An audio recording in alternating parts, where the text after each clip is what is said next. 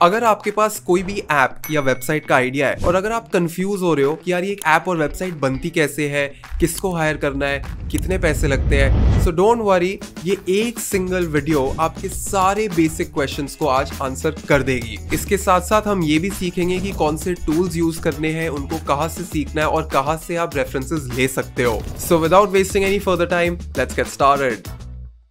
अगर आप एक स्टार्टअप फाउंडर या एंटरप्रेन्योर है तो आप जानते ही है कि जो इनिशियल टीम होती है, जो आपके इनिशियल डिज़ाइनर्स होते हैं, उनका सही होना कितना ज़्यादा ज़रूरी है। अगर बिगनिंग में आप सही लोग को हायर कर लो, बिगनिंग में ही उनको सही डायरेक्शन दे दो, तो इन द लॉन्ग रन आपका बहुत ज़्यादा टाइम बच जाता है। अगर आपका एक टेक प्रोडक्ट है, एक ऐप है या सॉफ्टवेयर है, तो दो चीज़ें बहुत ज़्यादा इंपॉर्टेंट है। एक आपका प्रोडक्ट, दूसरी आपकी वेबसाइट। इन दोनों में डिज़ाइन प्रोसेसेस का सही होना बहुत ज़रूरी है। जो आपका ऐप है उसका एक सेपरेट प्रोसेस होता है, जो आपकी वेबसाइट है उसका एक सेपरेट प्रोसेस होता है। And it's not just about कि वो दिखता कैसा है, पीछे बैकएंड में बहुत से इंपॉर्टेंट डिसीजंस होते हैं जो आपको एज अ स्टार्टअप फाउंडर या एंटरप्रेन्योर लेने चाहिए।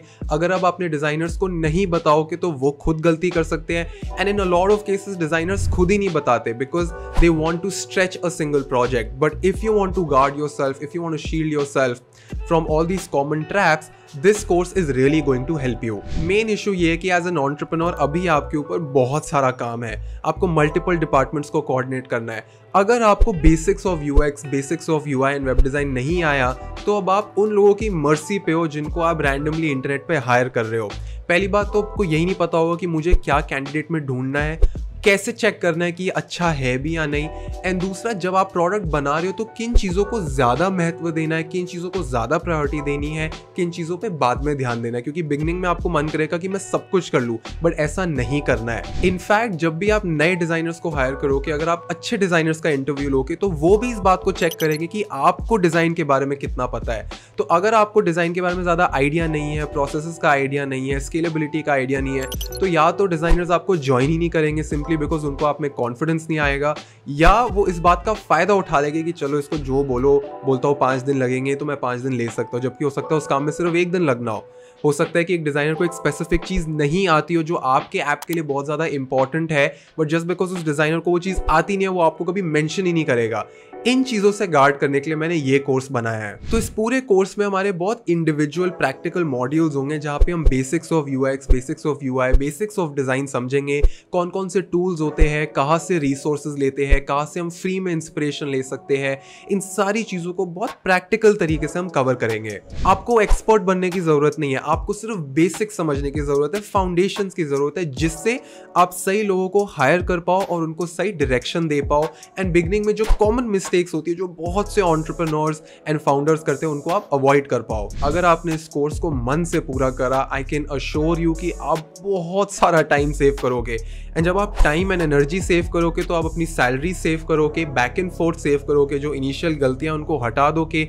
इवेंचुअली क्या होगा कि जो आपका पहला ही प्रोडक्ट होगा वो बहुत ज़्यादा एडवांस्ड होगा। जो आपके प्रोडक्ट के बिहाइंड कंपोनेंट्स होंगे, जो उनका सिस्टम होगा, उनके बिहाइंड का लॉजिक सही होगा। अगर आपने बेस ठीक कर लिया, अगर आपकी फाउंडेशंस ठीक हो गई, तो आगे आप जितने भी अपने सॉफ्टवेयर के वर्जन्स लॉन्च करोगे, स्क्रीन्स लॉन्च करोगे, उस लॉन्च में आपका टाइम बहुत कम लगेगा बिकॉज आपने प्रॉपर सिस्टम फॉलो किया होगा। सारी वीडियोस बहुत practical and to the point होने वाली है। मैं खुद नहीं चाहता कि आप पे मैं बहुत ज़्यादा बर्डन डालूं, but I would still recommend you कि आप हर वीडियो को एक ओपन माइंड से देखना। हर कंपनी की खुद की रिक्वायरमेंट्स होती है, तो ऐसा नहीं कि मैं आपको जो भी बताऊंगा वो आप पे अप्लाई किया जाएगा। Make sure you watch all videos with an open mind. उन चीज़ों को पिक कर लेना जो आपकी सिचुएशन से कंपैटिबल है and then move forward. I am a huge believer of the 20-80 rule which is the Pareto's principle. हम उस 20% चीज़ पर ध्यान देंगे जिससे हमें 80% फायदा होता है। ऐसे नहीं कि हर चीज़ में दबा के मेहनत कर रहे हैं, हर चीज़ में हम घंटों स्पेंड कर रहे हैं, नहीं। वी विल फिगर आउट कि हर स्टेज पे क्या चीज़ सबसे ज़्यादा इंपॉर्टेंट होती है, जिससे हम उस पे अपना मैक्सिमम एफर्ट लगाए एंड मैक्सिमम ROI निकाल सके। इस पूरे कोर्स में मैं आपके साथ बहुत information, resources and plugins share करने वाला हूँ, बट इशू ये है कि जैसे जैसे आप इस कोर्स में आगे बढ़ोगे, बहुत से लोग पुरानी चीज़ों को भूल जाएंगे। इसलिए आगे बढ़ने से पहले एक सॉफ्टवेयर है जो मैं आपको रेकमेंड करूंगा, which is notion. It is a free tool, documentation का टूल है। आप अपना नोशन का डायरी खोलते हो और उसके अंदर चीज़ें डॉक्यूमेंट करते हो। It's basically like notepad, but it just allows you to organize आप जो जो सीख रहे हो, जो जो समझ रहे हो, क्योंकि हमारा ब्रेन नए आइडिया सोचने के लिए तो बहुत बढ़िया है, but when it comes to remembering ideas या पुरानी बातों को सही टाइम पे अपने आप को याद लाना, इन सब चीज़ों के लिए हमारा ब्रेन थोड़ा सा डिफिकल्ट है। क्योंकि हो सकता है इस कोर्स में आप ऐसी बहुत सी चीज़ें सीखो जो आपको 5 महीने बाद काम आए, 6 महीने बाद काम आए, एंड अगर आपको वो उस टाइम पे याद नहीं आई तो फिर उस कोर्स को करने का फायदा ही क्या है। इसलिए आप नोशन को डाउनलोड करो, मैं लिंक नीचे डाल दूंगा। ये पेड प्रमोशन नहीं है, मैं खुद नोशन को यूज कर रहा हूँ। मैंने 2020 में नोशन को यूज करना शुरू करा और मैंने जितना भी कुछ आज तक सीखा है, इंपॉर्टेंट कुछ भी सोचा है, मैंने सब कुछ अपने नोशन के अंदर डॉक्यूमेंट करके रखा हुआ है। एंड ट्रस्ट मी, इस चीज का मुझे बहुत फायदा हुआ है। आप अपने नोशन के अंदर अलग अलग पेजेस बना सकते हो। उन पेजेस के अंदर आप टेक्स्ट, वीडियोस, लिंक्स, स्क्रीनशॉट्स, आपका जो मन करे आप सेव कर सकते हो। इनका फ्री प्लान इनफ है, बहुत सिंपल टू यूज है। अगर आपको नोशन को थोड़ा और अच्छे से समझना है तो उनके यूट्यूब चैनल पे एक वीडियो है, 7 या 8 मिनट का वीडियो है, उसका भी लिंक मैं नीचे डाल दूंगा। प्लीज उस वीडियो को देख लेना। इस 8 मिनट की वीडियो की इन्वेस्टमेंट आपको घंटों बचा सकती है। ट्रस्ट मी, ये एक ऐसी इन्वेस्टमेंट है जिसका आपको जिंदगी भर डिविडेंड मिलने वाला है। इनफैक्ट नोशन ने अपनी वेबसाइट पे बहुत सारे फ्री टेम्पलेट्स भी डाले हुए, क्योंकि आप नोशन को CV, portfolio, resume, time table, scheduling, बहुत सी चीजों के लिए यूज कर सकते हो। अभी के लिए आप सिर्फ अपनी रिसोर्सेज एंड लर्निंग्स डॉक्यूमेंट करने के लिए यूज करो, बट हाँ, if you are interested then उनके आप फ्री टेम्पलेट्स भी यूज कर सकते हो। इन चीजों का भी लिंक मैं डिस्क्रिप्शन में डाल दूंगा। सो यस, अब तो आपको नोशन के बारे में पता ही है। अब हम कोर्स को आगे शुरू कर सकते हैं। I am very excited. I will see you in the next video. तो मेन क्वेश्चन ये है कि ये UX UI डिजाइन है क्या। जब आप ये फ्रेज UX/UI पढ़ते हो तो पहला इंप्रेशन यही आता है कि शायद ये दोनों वर्ड्स इंटरचेंजेबल है। मैं UX बोलूँ या UI बोलूँ, UX UI बोलूँ या UI UX बोलूँ, क्या फर्क पड़ता है। बट ऐसा नहीं है। तो हम एक काम करते हैं, हम UX UI में से सिर्फ ये वर्ड UX निकाल लेते हैं और पहले समझते हैं कि UX है क्या। Now UX stands for user experience. अब यूजर एक्सपीरियंस किसी भी चीज का हो सकता है। अगर आप कोई फर्नीचर खरीदते हो, इनफैक्ट खाने की डिश खरीदते हो, कोई मूवी देखने जाते हो, कोई भी चीज खरीदते हो, तो उस चीज को खरीदने का, उस चीज को कंज्यूम करने का एक खुद का इंडिविजुअल यूजर एक्सपीरियंस होता है। बिकॉज आप एक यूजर हो जो उस प्रोडक्ट को कंज्यूम करने का एक्सपीरियंस ले रहा है। बट अभी पिछले 10-12 साल में ये जो UX डिजाइन वर्ड है, ये डिजिटल एप्स से कनेक्ट हो गया है। तो अगर कोई बोलता है कि मैं UX डिजाइनर हूं, तो ये अज्यूम कर लिया जाता है कि वो पर्सन डिजिटल एप्स या वेबसाइट्स बनाता है। अब ये जो वर्ड है ना UX, ये बहुत बड़ा डोमेन है और इस बड़े से वर्ड UX के अंडर बहुत से छोटे छोटे सब्जेक्ट्स आते हैं और इन छोटे छोटे सब्जेक्ट्स की बहुत ज्यादा वैल्यू है। UI उनमें से एक है, बट UX के अंदर सिर्फ UI नहीं, रिसर्च है, वायर फ्रेमिंग है, प्रोटोटाइपिंग है, इंफॉर्मेशन आर्किटेक्चर है, ऐसी बहुत सी चीजें हैं जो आपको यूज करनी होती है जब आप अपनी पहली ऐप या वेबसाइट बना रहे होते हो। अब अगर हम बात करें UI की, तो UI stands for user interface. अब जब भी अपने फोन पे या कंप्यूटर पे कोई भी ऐप खोलते हो तो जो आपको विजुअली दिखता है, जो आपको टेक्स्ट, बटन्स, इमेजेस, जो भी आपको स्क्रीन पे इंस्टेंटली दिख रहा है, उन सब चीजों को अगर मुझे एक वर्ड में बोलना हो तो वो ऐप का UI है। अगर आपको कुछ दिख रहा है तो वो इसलिए दिख रहा है क्योंकि उसके UI पे वो बना हुआ है। अब जितने भी लोग एप्स को यूज करते हैं उनको सबसे पहले तो UI ही दिखता है। तो UI as a word is very popular, but उस UI को बनाने के पीछे बहुत रिसर्च, बहुत आइटरेशन, प्रोटोटाइपिंग, वायर फ्रेमिंग, ऐसी बहुत सी चीजें जो बैकएंड पे चल रही होती है एंड सैडली वो इतनी पॉपुलर नहीं है। तो काफी लोग UX और UI को क्लब कर देते हैं एंड UX UI डिजाइन को बहुत इजीली बोल देते हैं। बट बॉटम लाइन ये है कि UI is a part of UX। इसलिए जब आप UX/UI बोलते हो तो ये जो इंटरचेंजेबल टाइप फील आती है, ऐसा लगता है कि ये एक ही कॉइन के दो साइड्स है, वो गलत है। तो आई वुड रेकमेंड कि आज से आप सिर्फ UX डिजाइनर बोला करो या UX डिजाइन बोला करो। एंड ये बहुत इंपॉर्टेंट गलती है फिक्स करने को, बिकॉज जैसे ही आप कभी कभी UI UX बोल दो या UX UI बोल दो तो जो अच्छे डिजाइनर्स है वो तो वैसे ही आपको ज्वाइन नहीं करेंगे, because they would instantly know that this person does not know how design works. UX/UI भी बोलना एक साइड तक ठीक है, because UI is a part of UX। तो अगर आप UX/UI बोलते हो तो आप एक बड़े सुपर सेट से एक छोटे सबसेट तक आ जाते हो।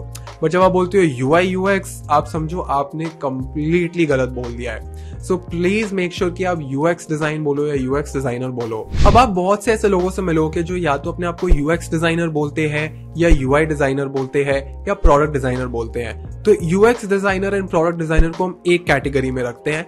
जो UI डिजाइनर्स होते हैं, जो अपने आप को स्पेसिफिकली UI डिजाइनर बोलते हैं, उनकी रिस्पॉन्सिबिलिटीज में सिर्फ आपकी ऐप का visual design and visual structure and visual library आता है। मतलब मैंने आपको बोला कि एक ऐप को बनाने में बहुत सी चीजें रिक्वायर्ड होती है एंड यूआई उसका एक पार्ट है। जो यूआई डिजाइनर्स होते हैं वो सिर्फ इस यूआई के अंदर स्पेशलाइज करते हैं। वो इस चीज का ध्यान रखते हैं कि अगर आपको कोई स्पेसिफिक फंक्शन अटेन करना है, कोई स्पेसिफिक ऑब्जेक्टिव अटेन करना है जो आपकी स्क्रीन पे विजुअली दिख रहा है, वो यूजर्स को समझ आ जाए। क्योंकि in the end UX is all about solving problems. अगर आप एज अ बिजनेस एक ऐप लॉन्च कर रहे हो तो आपके कुछ ऑब्जेक्टिव्स हैं। जब यूजर्स आपकी ऐप को डाउनलोड करते हैं तो उनका भी कुछ ऑब्जेक्टिव होता है, वो भी इस ऐप पे कुछ एक्सपेक्टेशंस लेके आते हैं। तो एज अ यूएक्स डिजाइनर हमारी रिस्पॉन्सिबिलिटी ये होती है कि हम उन ऑब्जेक्टिव्स को पूरा करें। जब कोई यूजर कोई सर्टेन एक्सपेक्टेशन लेके हमारी ऐप पे आए तो उसको इंस्टेंटली समझ आ जाए कि ये ऐप कैसे काम करती है एंड मुझे इस ऐप पे क्या करना है। एज अ बिजनेस अगर मैं एक कंपनी के लिए काम करूं और कंपनी कहती है कि भैया हमारे इस महीने का गोल है कि हमें अपना रेवेन्यू बढ़ाना है या हमारे को इस महीने एक स्पेसिफिक फीचर को पॉपुलराइज करना है, जो भी बिजनेस की रिक्वायरमेंट्स है, यूएक्स डिजाइनर को ये समझना पड़ता है कि यूजर को क्या चाहिए, बिजनेस को क्या चाहिए। इन दोनों चीजों को कंसिडर करते हुए हमारे को ऐप का एक्सपीरियंस कैसे बनाना है। तो जब भी आप हायर करो, ट्राई टू मेक श्योर कि आप सिर्फ एक स्पेशलाइज्ड यूआई डिजाइनर को मत हायर करो, स्पेशली इन द बिगिनिंग। हाँ, अगर आपकी कंपनी बहुत ज्यादा ग्रो हो गई है then you need specialized people, but जिस बिगिनिंग में एज अ फाउंडर अगर आपको एक प्रोडक्ट का एमवीपी बनाना है, you need a person who understands other areas of UX as well. तो मान लिया कि आपको यूआई बनाना आता है, बट क्या आपको रिसर्च आती है, क्या वायर फ्रेमिंग आती है, प्रोटोटाइपिंग आती है, ये सब चीजें क्या होती है, डोंट वरी, मैं आपको सब कुछ समझाऊंगा। बट मुझे बस ये डिफरेंशिएशन बतानी थी कि यूएक्स क्या होता है एंड यूआई क्या होता है। इस पूरे डिफरेंस को समझाने के लिए मैं आपको एक इजी सा एग्जांपल दूंगा। अज्यूम करो कि मैं एक ऐप लॉन्च करने वाला हूं जिसपे मैं अपने कोर्सेज बेचूंगा। अब हर एक ऐप की एक ऑनबोर्डिंग स्क्रीन होती है। जब भी आप ऐप को डाउनलोड करते हो, जो आप पहली स्क्रीन देखते हो वो आपके ऐप की ऑनबोर्डिंग स्क्रीन होती है। ये ऑनबोर्डिंग स्क्रीन का सही होना बहुत जरूरी है, क्योंकि अगर ये स्क्रीन गलत हुई तो काफी यूजर्स ऐप को इसी पॉइंट पे छोड़ देंगे और ऐप को डिलीट कर देंगे। अभी इस स्क्रीन पे आप जो भी देख रहे हो वो है आपका यूआई।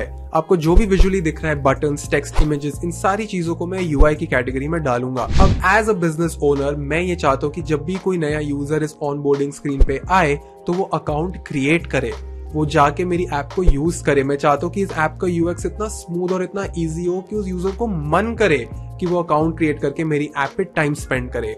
तो यूएक्स एक्चुअली में बहुत ही सटली पीछे बैकग्राउंड में चल रहा है एंड यूएक्स डिजाइन का जो प्रोसेस है, उस डिजाइन प्रोसेस के बाद ही ये स्क्रीन बन के आती है। तो ऐसा नहीं कि हमने डायरेक्टली बटन्स बना दिए, डायरेक्टली टेक्स्ट डाल दिया, डायरेक्टली जो मन किया हमने कैनवस पे डाल दिया, ऐसा नहीं होता है। तो फॉर एग्जांपल लेट कर लो मैंने यही स्क्रीन को लॉन्च करा एंड लॉन्च करने के बाद मुझे रियलाइज हुआ कि अभी भी बहुत से यूजर्स ड्रॉप कर रहे हैं। मतलब वो इस ऐप को खोलते हैं, इस स्क्रीन को देखते हैं और ऐप को डिलीट कर देते हैं। And hypothetically let's just assume कि मैंने रिसर्च करी और मुझे पता चला कि यूजर्स का रिव्यू ये आ रहा है कि भैया हम जब भी ऑनबोर्डिंग स्क्रीन देखते हैं हमारे को एक तो कोई इंसेंटिव नहीं मिलता, हमें मन ही नहीं करता कि हम आगे बढ़े क्योंकि हमारे को ज्यादा अट्रैक्ट कर नहीं रहा है।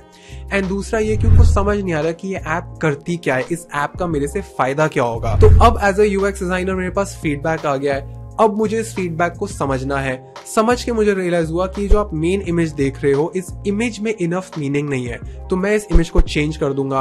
अगर मुझे ऐप के फीचर्स बताने तो एक इमेज की जगह मैं वहां पे एक कैराउजल डाल दूंगा जिससे वो इमेजेस अपने आप चेंज होती रहे। तो फीचर्स के कैराउजल को चेंज करने के लिए मैं अपने कंज्यूमर्स पे डिपेंडेंट नहीं हूँ, which is very very important. ऐसा नहीं कि वो स्वाइप करेंगे तो उन फीचर्स के बारे में उनको पता चलेगा। अब इन छोटे छोटे यूआई ट्वीक से मैंने ओवरऑल अपने यूजर एक्सपीरियंस को बहुत इंप्रूव करा है। ये एग्जाम्पल बहुत ही सिंपल है, बहुत ही क्रूड एग्जाम्पल था। आगे जाके मैं आपको ऐसी रिसोर्सेज और ऐसे बहुत से और एग्जाम्पल्स एंड केस स्टडीज के बारे में बताऊंगा जिससे आपका ये यूएक्स और यूआई का कॉन्सेप्ट बहुत ज्यादा क्लियर हो जाएगा। बट मूविंग फॉरवर्ड, अगर आप एक एंटरप्रेन्योर हो तो ऑब्वियसली आपको हायरिंग करनी हो कि इन हायरिंग के टाइम पे सबसे कॉमन क्वेश्चन ये होता है कि हमें सैलरीज में कितना इन्वेस्ट करना होगा। तो अभी इंडिया में एज ऑफ अगस्त 2022 में जो एक एवरेज अच्छे यूएक्स डिजाइनर्स होते हैं जिनको इंटर्नशिप पे रखा जाता है, अभी के लिए जो एवरेज स्टाइपेंड्स है वो है अराउंड 30 to 35,000 रुपीज। एंड ये वो कंपनीज देती है जो अच्छी है। देयर आर सम कंपनीज जो कम भी देती है, बट जैसे जैसे आप स्टाइपेंड को कम करोगे आपके लिए अच्छे टैलेंट को अट्रैक्ट करना और मुश्किल हो जाएगा। अब क्वेश्चन ये आता है कि अच्छा यूएक्स डिजाइनर है क्या, हम कैसे डिसाइड करें, तो वो आंसर्स मैं अगले वीडियोस में दे दूंगा।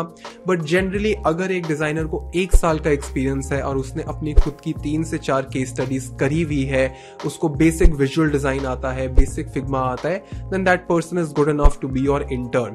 When it comes to good full time folks, तो फुल टाइम यूएक्स डिजाइनर की सैलरी अभी इंडिया में ऑन एवरेज 65,000 से 90,000 रुपीज पर मंथ जा रही है। बट आई नो बहुत से यूएक्स डिजाइनर्स हैं जिनको 2-2.5 साल का एक्सपीरियंस है, जिनका काम बहुत ज्यादा अच्छा है, उनको बिगिनिंग में ही 1 लाख से 1.15 लाख रुपीज पर मंथ की सैलरीज मिल जाती है। बट अगर आप एक स्टार्टअप हो और अगर आपका आइडिया अच्छा है, then you can always have fresh students joining you. But उस केस में भी एक in house full time UX designer को आप तभी हायर करना जब उसके पास 2 से 2.5 साल का एक्सपीरियंस हो, उसको सिस्टम्स की बेसिक नॉलेज हो। हम सारी रिक्वायरमेंट्स को डिटेल में आगे जाके कवर करेंगे, बट 2 साल का एक्सपीरियंस होना तो एब्सोल्यूट मस्ट है। हाँ, अगर आप किसी को इंटर्नशिप पे रखते हो जिसको सिर्फ 1 साल का एक्सपीरियंस है, if that person performs really well, तो आप उस पर्सन को इवेंचुअली कन्वर्ट करके as a full time hire रख सकते हो। नाउ वीडियो खत्म होने से पहले ऐसी 3 बहुत इंपॉर्टेंट रिसोर्सेज है जो मैं चाहूंगा आप एक्सप्लोर करो। पहली रिसोर्स इज growth.design। इस वेबसाइट पे जाके आपको बहुत बड़ी बड़ी कंपनीज की केस स्टडीज मिलेगी जहां पे वो डिजाइन को यूज करके अपने कस्टमर्स बढ़ा रहे हैं, अपने कन्वर्जन बढ़ा रहे हैं और अपना रेवेन्यू बढ़ा रहे हैं। As an entrepreneur and startup founder इन बड़ी बड़ी कंपनी से आप बहुत कुछ सीख सकते हो। आपको बहुत क्लोज लुक मिलेगा कि एक्चुअली में डिजाइन कैसे काम आता है, एक्चुअली में यूएक्स डिजाइन को बिजनेस डिसीजंस के लिए कैसे यूज किया जाता है। एंड यस, आप जो भी केस स्टडी पढ़ो, डोंट फॉरगेट अपने नोशन के अंदर इसको डॉक्यूमेंट करना मत भूलना। इस वेबसाइट पे बहुत सी केस स्टडीज है, इनका एक साइकोलॉजी टैब भी है जहाँ पे आपको बहुत सारे मेंटल मॉडल्स मिलेंगे। उन मेंटल मॉडल्स को भी स्टडी करने की कोशिश करना, क्योंकि वहां से आपको समझ आएगा कि एक्चुअली में यूजर्स सोचते कैसे हैं एंड बिहेव कैसे करते हैं। Second is Mobin.design। ये स्पेसिफिकली उन लोगों को बहुत काम आने वाला है जिनका ऐप एक मोबाइल ऐप है। तो काफी स्टार्टअप्स कंप्यूटर्स, डेस्कटॉप्स के लिए एप्स बनाते हैं, बट Mobin आपको मोबाइल डिजाइन इंस्पिरेशन देगा। तो इस वेबसाइट पे जाके आप बहुत सारी एप्स के स्क्रीनशॉट्स को रेफर कर सकते हो। आप एक स्पेसिफिक ऐप को सिलेक्ट करके देख सकते हो कि वो मल्टीपल चीजें कैसे कर रहा है, उनकी ऑनबोर्डिंग कैसी है, अकाउंट क्रिएशन कैसा है, लॉग इन साइन अप कैसा है। All of the small things you can actually see them. In fact ये मल्टीपल एप्स की मल्टीपल वर्जन्स भी अपलोड करते हैं। तो 2 साल पहले ये ऐप कैसी थी, आज ये ऐप कैसी है। इनकी वेबसाइट पे एक डिक्शनरी का कॉलम है जहां पे आप ऐप के मल्टीपल सेक्शंस देख सकते हो। तो अगर मैंने साइन अप पे क्लिक करा तो मुझे देखेगा कि बहुत सी बड़ी बड़ी एप्लीकेशंस अपना साइन अप और अकाउंट क्रिएशन कैसे कर रही है। तो आपको बहुत इंस्पिरेशन मिलेगी, बहुत रेफरेंसेस मिलेगी। मैं इन सारी वेबसाइट्स की लिंक डिस्क्रिप्शन में डाल दूंगा। And in the and is a very cool plugin, the muesli plugin. It's a Chrome extension, मुझे बहुत काम आता है। ये आपके क्रोम में जब भी आप एक नया टैब खोलोगे तो आपको हर रोज पूरे दुनिया से अलग अलग design inspiration, web design inspiration, बहुत सी इंस्पिरेशन को कलेक्ट करके आपको देगा। तो इससे क्या होता है, हर रोज मुझे कुछ ना कुछ इंटरेस्टिंग चीज मिल जाती है, मैं उसको पिक करता हूँ। अगर मुझे कुछ अच्छा लगता है तो मैं अपने नोशन में डॉक्यूमेंट कर लेता हूँ। तो इन दी एंड मेरे पास बहुत सारी रिपोजिटरी बन जाती है, बहुत सारी रिसोर्सेज बन जाती है। तो इनकी एक मीडियम पब्लिकेशन भी है जहाँ पे ये यूएक्स एंड यूआई अलग अलग चीजों की इंस्पिरेशन कलेक्ट करके आपके पास लाते हैं। तो आपका बड़ा सारा होमवर्क स्किप हो जाता है। तो मेक श्योर कि आप ये अपने क्रोम में डाल दो, because as an entrepreneur you will always be updated with the best design news. So I hope इस वीडियो ने आपके बेसिक यूएक्स एंड यूआई के फंडे क्लियर कर दिए होंगे। आगे जाके हम बहुत सी चीजें सीखने वाले हैं, बट मेक श्योर आप इन रिसोर्सेज को जरूर एक्सप्लोर करना and document whatever you learn. I will see you in the next video. किसी भी टेक प्रोडक्ट या वेबसाइट को डेवलप करने से पहले उसका एक डिज़ाइन बनता है, पूरा एंड टू एंड डिज़ाइन बनता है, जहाँ पे आप बताते हो कि बिगनिंग में क्या होगा, जब कोई किसी चीज़ पे क्लिक करेगा तो वो स्क्रीन कहाँ से कहाँ जाएगी, अगर इनपुट गलत हुआ तो क्या होगा, अगर इनपुट अनएक्सपेक्टेड हुआ तो क्या होगा। अगर आप वेबसाइट भी बना रहे हो तो वो फ़ोन, आईपैड, कंप्यूटर, तीनों डिवाइसेस पे कैसे दिखेगी, इन सब चीज़ों का डिज़ाइन पहले बनता है एंड ये डिज़ाइन आगे डेवलपर को दिया जाता है। अब डिज़ाइनिंग काफ़ी सारे टूल्स पे हो सकती है, बट जिस टूल को मैं रेकमेंड करता हूँ वो है फिग्मा। ये पेड प्रमोशन नहीं है। फिग्मा का बिगिनिंग प्लान फ्री है, इसलिए कोई भी उसको खोल सकता है। इट इज़ अ सॉफ्टवेयर जो क्लाउड पे रन करता है। तो अगर आपका लैपटॉप बहुत हाई फाई नहीं है, अगर आपके पास एक बेसिक लैपटॉप भी है, आप बहुत ईजिली फिग्मा को यूज़ कर सकते हो। अब as an entrepreneur and startup founder आप फिग्मा पे बहुत ज़्यादा टाइम स्पेंड करने वाले हो, क्योंकि जब जब आपका डिज़ाइनर आपकी ऐप बनाएगा वो आपको फिग्मा फाइल्स भेजेगा एंड फिग्मा फाइल्स पे देख के आप उन्हीं फाइल्स पे कमेंट करोगे जिस पे आप अपना फीडबैक दोगे। डिज़ाइनर फिग्मा फाइल पे ही फीडबैक समझेगा एंड देन वापस इंप्लीमेंट करके आपको एक और लिंक भेजेगा। तो एज एन एंटरप्रेन्योर आप फिग्मा पे बहुत ज़्यादा टाइम स्पेंड करने वाले हो। इनफैक्ट आपके डेवलपर्स एंड प्रोडक्ट मैनेजर्स भी फिग्मा पे बहुत टाइम स्पेंड करने वाले हैं। तो obviously it is very important कि आपको फिग्मा के बेसिक्स पता हो, फिग्मा का यूज़ क्या है, फिग्मा काम कैसे करता है, उसकी नॉलेज होना बहुत ज़रूरी है। नाउ फिग्मा पे आप बहुत सी चीज़ें कर सकते हो, बट प्राइमरीली जो फिग्मा का कोर यूज़ है that is to make UI. जो हमने बोला था ना कि एक ऐप विजुअली कैसे दिखती है, that is the core purpose of Figma. But Figma पे काफी लोग अपने सोशल मीडिया पोस्ट, अपने ब्रोशर्स, अपने पिच डेक्स, इलस्ट्रेशंस, ग्राफिक्स, बहुत सी चीजें बना रहे हैं। एक और बहुत important use cases of prototypes, high Fidelity prototypes. इसका मतलब क्या है? कभी कभी आप डिजाइन्स क्रिएट करते हो और आपको डिजाइन्स पे ही टेस्टिंग करनी होती है। हो सकता है आपने अपने इन्वेस्टर्स को दिखाना है या इनिशियल कस्टमर्स को दिखाना है, just to get their feedback कि उनको समझ भी आ रहा है या नहीं आ रहा है। क्योंकि चीज़ों को डिज़ाइन करके, कोड करके फिर लॉन्च करने में बहुत टाइम लग जाता है। तो पता चला आपने सारी मेहनत करी उसको डेवलप करने में, एंड डेवलप करने के बाद आपको पता चला कि ये डिज़ाइन फेल हो गया है। तो इट इज़ बेटर कि आप डिज़ाइन स्टेजेस में ही उसका एक प्रोटोटाइप बनाए। प्रोटोटाइप बेसिकली बहुत रियल ऐप की तरह दिखता है, but it is not coded. तो उसमें कुछ फीचर्स होते हैं, बट बेसिक फीचर्स से ज़्यादा उसमें कुछ फंक्शनैलिटी होती नहीं, ना ही उसका कोई बैकएंड होता है। बस ऊपर ऊपर से आप समझो कि एक फसाड है, एक ऊपर ऊपर से आपने घर बना दिया, अंदर कोई पाइपें नहीं है, कोई इलेक्ट्रिसिटी नहीं है, कुछ भी नहीं है। बट हाँ, बाहर से आपको आइडिया लग जाता है कि ये घर चलेगा या नहीं चलेगा। सो सिमिलरली आप फिग्मा पे बहुत ज़्यादा हाई फिडेलिटी प्रोटोटाइप्स बना सकते हो। हाई फिडेलिटी का मतलब ये है कि बड़ा मुश्किल होता है जज करने को कि ये एक्चुअल ऐप है या जस्ट एक प्रोटोटाइप है। तो फिग्मा का मेन यूज होगा आपके लिए यूआईज बनाना, अपनी वेबसाइट का यूआई बनाना, ऐप का यूआई बनाना या प्रोटोटाइप्स बनाना। But if you want you can always use it for other purposes as well. तो let's answer some common questions जो काफी फाउंडर्स को आते हैं। पहला, क्या मुझे बहुत एक्सपेंसिव लैपटॉप लेना पड़ेगा अपने लिए या मेरे डिजाइनर्स के लिए टू लर्न फिग्मा? आपको as an entrepreneur, as a founder जिसको सिर्फ व्यूइंग एक्सेस चाहिए, उसके लिए बहुत फैंसी लैपटॉप होने की नीड नहीं है। हाँ, आपके डिजाइनर्स को हो सकता है एक अच्छा लैपटॉप की नीड हो, बट फॉर यू और for your PMs it is just for viewing access. तो वहां पे आपको कोई बहुत हाई फाई लैपटॉप की या कंप्यूटर की जरूरत नहीं है।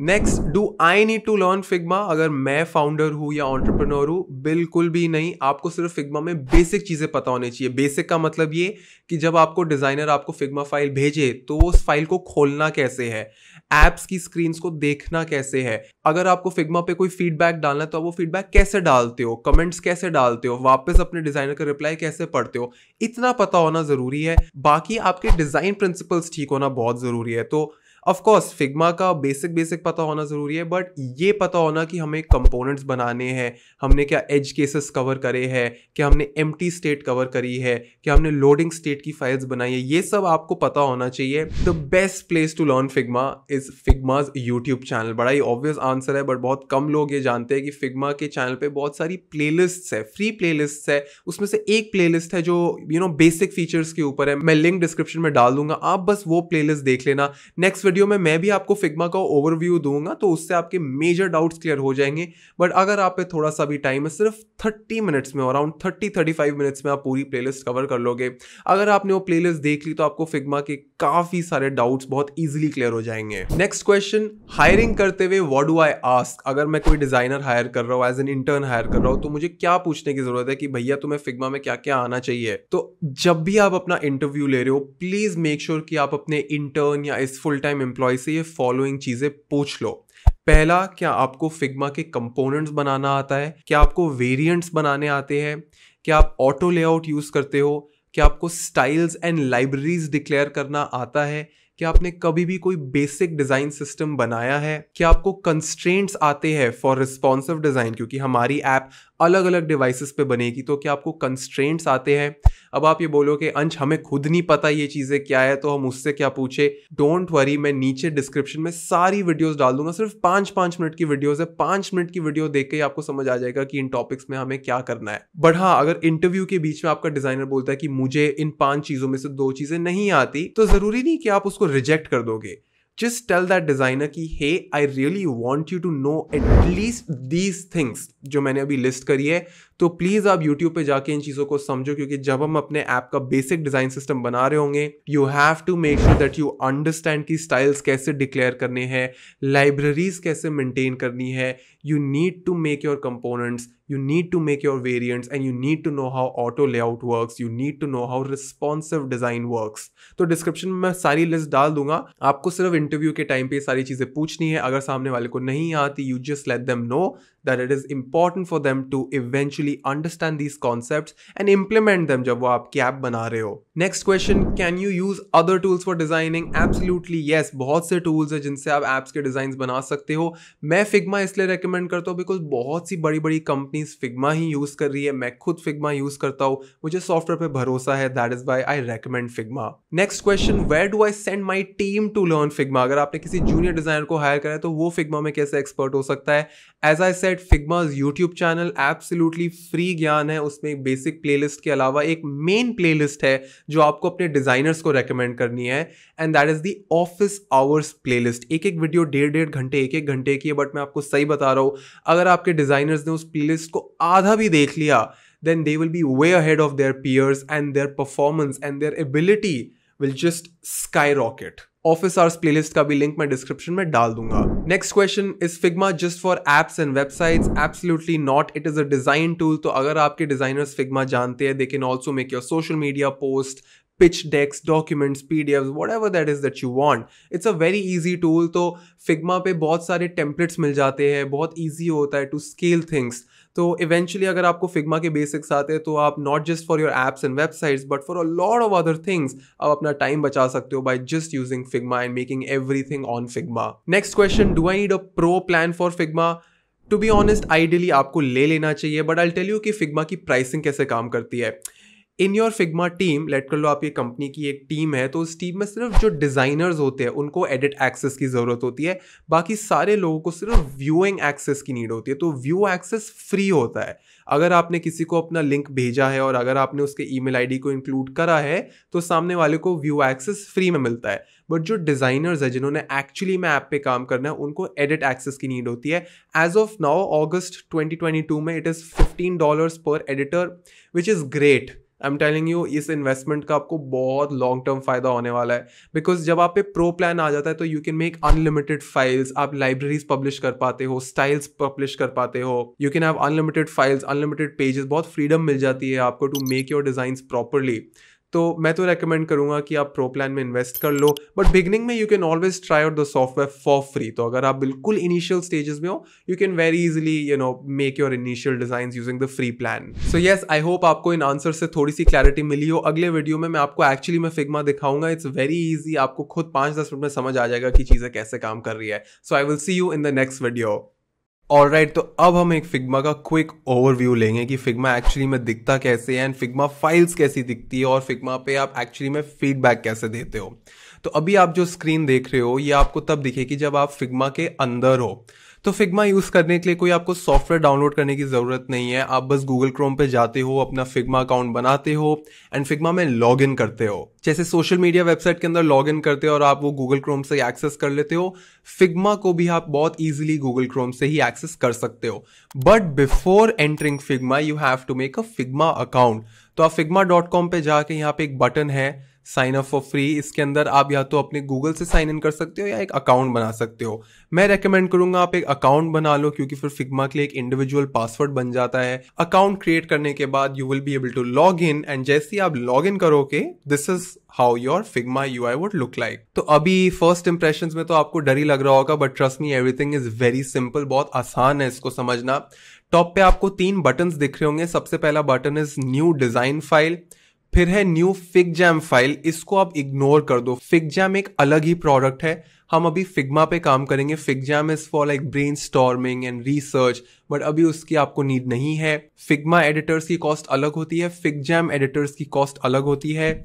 ये इंपोर्ट फाइल उन केसेस के लिए जहां पे अगर आपने किसी और डिजाइन सॉफ्टवेयर पे अपने डिजाइन्स बनाए हुए तो आप उन फाइल्स को भी फिग्मा के अंदर इंपोर्ट कर सकते हो। उसके बाद आपको यहाँ पे फिगजैम के टेम्पलेट्स मिलते हैं जिनकी अभी हमें जरूरत नहीं है। नीचे आपको उन सारी फाइल्स की लिस्ट मिल जाएगी जिसका आपको एक्सेस है। तो अभी मैंने क्या किया, मैंने एक दूसरे अकाउंट से, जो मेरा एडिटर अकाउंट है, वहां पे एक फाइल बनाई है और वो ये फाइल है UX फॉर एंटरप्रेन्योर्स। फिर उस फाइल का व्यूइंग एक्सेस मैंने इस अकाउंट को दिया है। तो अभी हम ऐसे प्रिटेंड करेंगे कि हम फाउंडर है या हमको फीडबैक देना है और हमारे पास एक फाइल का व्यूइंग एक्सेस है। तो इस फाइल को मैं खोलूंगा। यूजुअली जब आपको लिंक मिलेगी तो वो लिंक डायरेक्टली आपको इस फाइल के ऊपर लेके आएगी।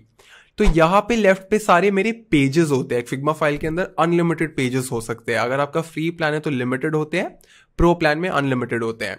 तो अभी मैं आपको ये 5th पेज खोल के दिखाऊंगा एंड यहाँ पे आप देख सकते हो कि मेरे कुछ ऐप की स्क्रीनशॉट्स है। तो यहाँ पे है पेजेस एंड पेजेस के नीचे है आपकी लेयर्स। तो अभी ये जितना भी सामान है इस कैनवस पे, ये एक एक चीज एक लेयर के अंदर ही है। तो लेफ्ट साइड पे आपको सारी लेयर्स दिख जाएगी। राइट साइड पे आपका कमेंट्स का पैनल है। तो ऊपर अगर आप नोटिस करोगे तो 3 टूल्स है, एक है कर्सर, एक है हैंड टूल जिससे आप मूव कर सकते हो, और तीसरा है कमेंट्स वाला टूल। तो किसी भी स्क्रीन पे लेट कर लो। अगर मुझे अच्छा लगा तो बस इस पर क्लिक करा एंड लिख दिया दिस लुक्स गुड एंड ये ब्लू बटन प्रेस करके अब ये कमेंट यहाँ पे फिट हो गया है। तो अब जो मेरा डिजाइनर होगा, जो मेरा एडिटर होगा, वो इस कमेंट को एक्सेस कर सकता है, इस पर रिप्लाई कर सकता है। And this is how you can give feedback. Zoom करने के लिए मैं कमांड की होल्ड कर रहा हूँ और अपने कर्सर को ड्रैग कर रहा हूँ। अगर आप चाहो तो जूम इन कर सकते हो, जूम आउट कर सकते हो। आप पे इन्फिनिट स्पेस होता है। एंड ये जो इंस्पेक्ट का पैनल है ये यूजुअली डेवलपर्स यूज करते हैं। तो अगर वो कोई चीज डेवलप कर रहे हैं तो यहाँ पे उसका CSS कोड मिल जाता है उनको। तो डेवलपर पे भी व्यूइंग एक्सेस होगा, आप पे भी जब आप फीडबैक दे रहे होंगे आप पे भी व्यूइंग एक्सेस होगा। ये जो आप कार्ड देख रहे हो इसके अंदर मैंने एक्चुअली अपने कमेंट्स डाले हुए जो ऊपर ऊपर से ही दिख जाते हैं। तो ये फिग्मा कमेंट्स नहीं है, इनको एक्चुअली एनोटेशन कार्ड्स बोलते हैं एंड ये फ्रीली अवेलेबल होते हैं। तो फिग्मा के अंदर एक फिग्मा कम्युनिटी होती है। अगर मैं बैक टू फाइल्स जाऊँ और यहाँ कम्युनिटी पे क्लिक करूं तो फिग्मा कम्युनिटी पे आपको बहुत से templates, plugins and resources free में मिल जाते हैं। तो अभी अगर मैं कम्युनिटी पे सर्च करूं UI Kitts and files and templates पे क्लिक करूं तो मुझे बहुत सारे किट्स मिल जाएंगे for UI components, buttons, libraries, बहुत सी चीजें जिनसे आप इंस्पिरेशन ले सकते हो। बट अभी के लिए हम कम्युनिटी को एक्सप्लोर नहीं करेंगे, इसको हम बाद में एक्सप्लोर करेंगे। Let's go back to our original file. So yes, we are back. एक छोटी सी चीज मुझे ये बतानी थी कि यहाँ पे आप नोटिस करो कि मैंने कुछ पैलेट और ये टाइपोग्राफी, बहुत सी चीजें यहाँ पे डाली हुई है।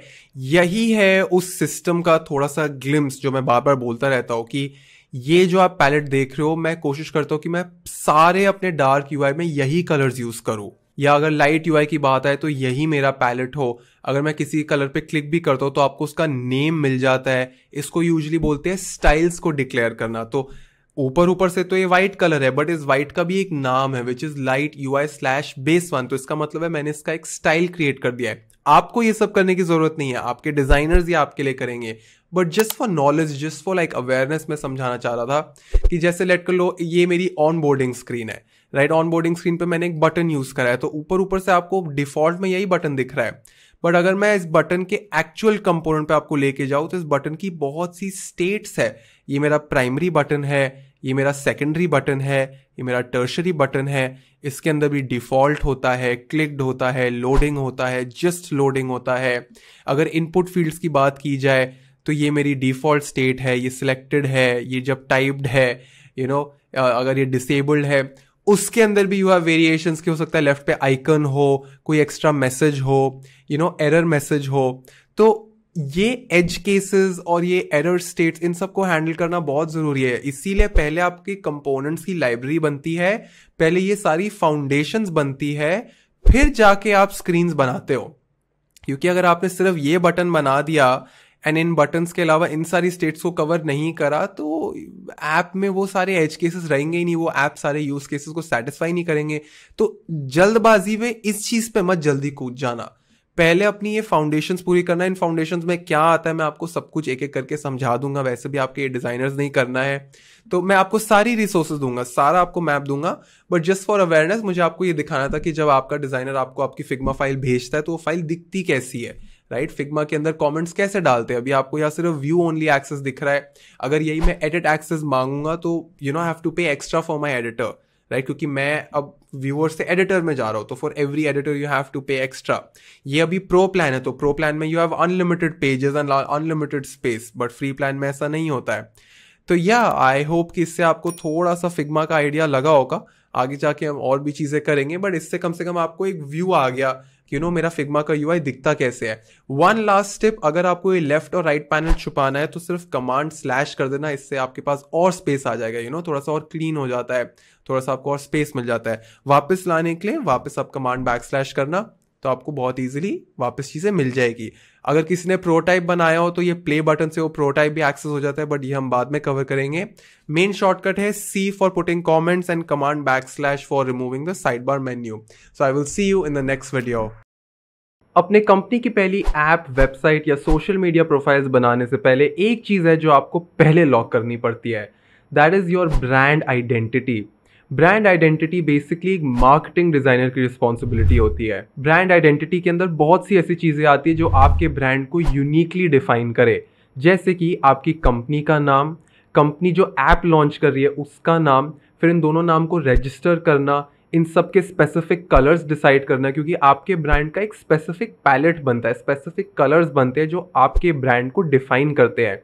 इनफैक्ट आपका ब्रांड जो भी पोस्टर्स डालेगा, डेस्क डालेगा, उसमें कौन सा फॉन्ट यूज होगा, एंड फॉन्ट का correct term is type face. तो डिजाइनर्स यूजुअली इसको टाइप फेस कहते हैं कि कौन सा एग्जैक्ट टाइप फेस जाएगा। तो आपकी जो ब्रांड आइडेंटिटी है वो आपका यूएक्स डिजाइनर या वेबसाइट डिजाइनर नहीं बनाएगा। ये एक ऐसी चीज है जो मार्केटिंग डिजाइनर्स करते हैं, विजुअल डिजाइनर्स करते हैं, ब्रांड डिजाइनर्स करते हैं। एंड जो भी ब्रांड आइडेंटिटी आपका मार्केटिंग डिजाइनर बनाएगा वो सेम आइडेंटिटी आपको अपने प्रोडक्ट डिजाइनर, यूएक्स डिजाइनर और वेब डिजाइनर को देनी होगी, क्योंकि वहां से वो क्लूज कलेक्ट करेंगे और आगे जाके डिजाइन में कलर्स डालेंगे, इमेजेस डालेंगे एंड इलस्ट्रेशंस डालेंगे। तो ऐप डिजाइन करने से पहले, वेबसाइट डिजाइन करने से पहले आपकी कंपनी की ब्रांड आइडेंटिटी लॉक होना बहुत जरूरी है। अब ये जो पूरा प्रोसेस है ये स्लाइटली फ्लूइड है, क्योंकि जो आपकी ब्रांड आइडेंटिटी होती है उसमें बहुत से कलर्स होते हैं, बहुत सी चीजें होती है। ऐसा नहीं कि आपकी ऐप और वेबसाइट को सब कुछ वहां से पिक करना है, बट अगर आपके ब्रांड डिजाइनर ने बोला है कि आपके ब्रांड का प्राइमरी कलर, जो मेन कलर है वो लेट कर लो ब्लू है, तो कोशिश की जाती है कि आपकी ऐप में भी जो बटन्स है, जो मेजर विंडोज है वो ब्लू कलर की हो, जो आपकी वेबसाइट हो वो भी ब्लू कलर की हो, क्योंकि ऑडियंस आपके ब्रांड को उसी स्पेसिफिक ब्रांड कलर से एसोसिएट करेगी। तो ऐसा नहीं कि ब्रांड आइडेंटिटी में ब्लू लिखा हुआ है, ऐप के अंदर बहुत सारा रेड है एंड वेबसाइट में बहुत ज़्यादा ग्रीन है, तो ऑडियंस कंफ्यूज ना हो इसलिए कुछ कुछ एलिमेंट्स कॉमन होते हैं। तो ऐसा नहीं लगता कि ऐप और वेबसाइट और आपकी ब्रांड आइडेंटिटी सब एक दूसरे के कॉपीज है, बट हाँ they always look like siblings. ऐसा लगता है कि सब एक सेम फैमिली को बिलोंग करते हैं। अब आप बोलोगे कि अंश, पहले तूने बोला एक यूएक्स डिजाइनर चाहिए, फिर बोला एक वेबसाइट डिजाइनर चाहिए, अब तू कह रहा है एक मार्केटिंग डिजाइनर भी चाहिए। जी हाँ, देखिए अगर आपको काम ठीक से करना है, अगर आप पे अभी बजट्स नहीं है, you can always get a freelancer, but marketing designer एक ऐसा डिजाइनर है जो आपकी ब्रांड आइडेंटिटी बनाने वाला है। इस केस में पैसे की बचत मत करना, मैं आपको सही एडवाइस दे रहा हूँ, क्योंकि ब्रांड आइडेंटिटी एक ऐसी चीज़ है जो बिगनिंग में आती है एंड वो इतनी फाउंडेशनल होती है कि अगर यहाँ पे गलती हो जाए, अगर लोगो गलत बन जाए या नाम गलत बन जाए या वो कलर्स गलत बन जाए, तो आगे जाके इन चीज़ों को बदलना बहुत मुश्किल हो जाता है, क्योंकि आपके जो इनिशियल कस्टमर्स है, जो इनिशियल इन्वेस्टर्स है, उनकी माइंड में एक इमेज बन जाती है towards your brand, towards your brands value. तो अगर आपको लगता है कि मैं full time marketing designer afford नहीं कर सकता हूँ, गेट देम ऑन फ्रीलांस, कोई इशू नहीं है, बट सही पर्सन लाना। इनफैक्ट आप जूनियर प्रोडक्ट डिजाइनर्स अफोर्ड कर सकते हो, आप जूनियर वेब डिजाइनर्स भी अफोर्ड कर सकते हो, बट जब मार्केटिंग डिजाइन की बात आती है, जो आपकी ब्रांड आइडेंटिटी होती है, प्लीज उस केस में get someone who is experience, किसी ऐसे डिजाइनर को लाना जिसने पहले ब्रांड आइडेंटिटीज क्रिएट करी हुई हो। अब आप बोलोगे कि मेरे को पता कैसे चलेगा कि कोई आदमी अच्छा है कि नहीं, I'll tell you how to do that। सबसे पहले आपको ये समझना होगा कि ब्रांड आइडेंटिटी बनती कैसे है, ये फाइनल गाइडलाइंस दिखती कैसी है। तो उसके लिए आपको एक वेबसाइट पे जाना है जिसका नाम है Behance। Behance पे जाके जब आप सर्च बार में जाओगे तो वहाँ पे आप टाइप करना ब्रांड आइडेंटिटी, तो आपको बहुत सा स्टूडेंट वर्क, बहुत सा प्रोफेशनल वर्क मिल जाएगा, इंडिया नहीं पूरे दुनिया से दिख जाएगा। तो आपको रियलाइज होगा कि अच्छा अगर ये ऐसा ब्रांड है तो ये कलर्स यूज़ होते हैं। आपको देखेगा कि उस आइडेंटिटी डॉक्यूमेंट में वो ये तक दिखाते हैं कि अगर आपकी कंपनी कागज़ प्रिंट कर रही है, बैग्स बना रही है, नेम टैग्स बना रही है, यूनिफॉर्म बना रही है, तो वो कैसे दिखेंगे आपके ब्रांड के अंडर, ये जितनी भी चीज़ें आएगी वो कैसे दिखेगी। अभी आपको बिगिनिंग में ये सब करने की ज़रूरत नहीं है, ऐप और वेबसाइट के लिए तो आपको सिर्फ बेसिक चीज़ों की ज़रूरत है, वो मार्केटिंग डिज़ाइनर आपको दे देगा। बट इंपॉर्टेंट बात यह है कि आप अपने डोमेन के अंदर ही रहो। तो अगर आप हेल्थ केयर के ऊपर ऐप बना रहे हो तो Behance पे जाके आप सर्च करना है हेल्थ केयर ब्रांड आइडेंटिटी। अगर आप एजुकेशन में जा रहे हो तो education brand identity. In fact in सारी चीज़ों को कलेक्ट करना, इन सारी लिंक्स को अपने नोशन डॉक्यूमेंट में रख लेना, अदरवाइज इनके स्क्रीनशॉट्स ले लेना, स्क्रीनशॉट्स को नोशन में रख लेना। वरना there is one more website, Pinterest. तो पिंटरेस्ट पे भी जाके अगर आप सेम चीज़ लिखोगे तो आपको हज़ारों इमेजेस मिल जाएगी। इन सारी इमेजेस को एक साथ कलेक्ट करके रखना। ये इमेजेस आपको तब काम आएगी जब आप अपने मार्केटिंग डिज़ाइनर को हायर करोगे, क्योंकि वो मार्केटिंग डिज़ाइनर आपसे पूछेगा कि सर आप चाहते क्या हो, या आप मुझे बता सकते हो कि आपकी ब्रांड की इमेज कैसी होनी चाहिए। तो at that point you need to communicate to the marketing designer कि मैंने ये सब रेफरेंसेस देखी, मुझे ये सब अच्छा लगा, मैं चाहता हूँ कि आप भी मेरे ब्रांड को इसी तरीके से बनाओ। तो इस पूरे प्रोसेस को मूड बोर्ड बनाना कहते हैं, कि अगर आपको एक कलेक्शन ऑफ रेफरेंसेस किसी को दिखानी है तो उसको एक मूड बोर्ड बोलते हैं। तो अगर आप एक हेल्दी ऐप बना रहे हो तो हो सकता है आपके मूड बोर्ड में बहुत ग्रीनरी हो, फूल पत्ते नेचर हो। बट यही अगर आपने एक लग्जूरियस ऐप बनानी है तो उसके मूड बोर्ड में बहुत स्लीक डिज़ाइंस होंगे, लग्जूरियस होटल्स होंगे, लग्जूरियस कार्स होगी, लग्जूरियस ऐप के रेफरेंसेस होंगे। तो उस मूड बोर्ड से फिर आगे डिसाइड किया जाता है कि आपके ब्रांड की आइडेंटिटी कैसे बनेगी। हायरिंग के लिए मैं रेकमेंड करूंगा आप बिहांस पे जाओ। बिहांस पे आपको इंडियन बहुत डिज़ाइनर्स मिल जाएंगे, वरना आप लिंक्डइन पे भी बहुत से लोगों को हायर कर सकते हो। आई वुड रेकमेंड कि आप एक ऐसे ब्रांड डिज़ाइनर को हायर करो जिसका काम आपको खुद इंप्रेसिव लगे, जिसके काम का एस्थेटिक एंड विजुअल डिज़ाइन आपके विजुअल डिज़ाइन से मैच करे। तो ऐसा नहीं कि आपने एक ऐसे ब्रांड डिज़ाइनर को हायर कर लिया जो बहुत ही कूल और बहुत ही हिप एंड अर्बन डिज़ाइंस बनाता है, जबकि आपकी ऐप बहुत ही sober, towards discipline, towards routines है। ऐसे मत करना। किसी ऐसे डिज़ाइनर को लेके आना जिसने आपके डोमेन में पहले थोड़ा सा काम किया हुआ हो। जब आप ब्रांड डिज़ाइनर को हायर करोगे तो at the end of this entire exercise वो डिज़ाइनर आपको एक PDF फाइल देगा। तो अगर आप पे बजट नहीं है, आप एक सीनियर ब्रांड डिज़ाइनर को लेके आओ, अपनी आइडेंटिटी बनवाओ, एंड देन उसको बाय बाय बोल के you can give that PDF, वो जो PDF की गाइडलाइंस होती है, you can give it to your junior designers. क्योंकि एक बार ही आप पे आइडेंटिटी बन गई, एक बार ही आप पे कलर्स बन गए, then your designers, your new designers और your fresh designers can sort of follow those rules. But हाँ, अगर आपको प्रोसेस में कोई भी ऐसा मार्केटिंग डिज़ाइनर मिलता है जो अच्छा है, I would strongly recommend you to get that person full time, क्योंकि आगे जाके आपकी marketing design team and product design team बहुत क्लोजली काम करने वाली है।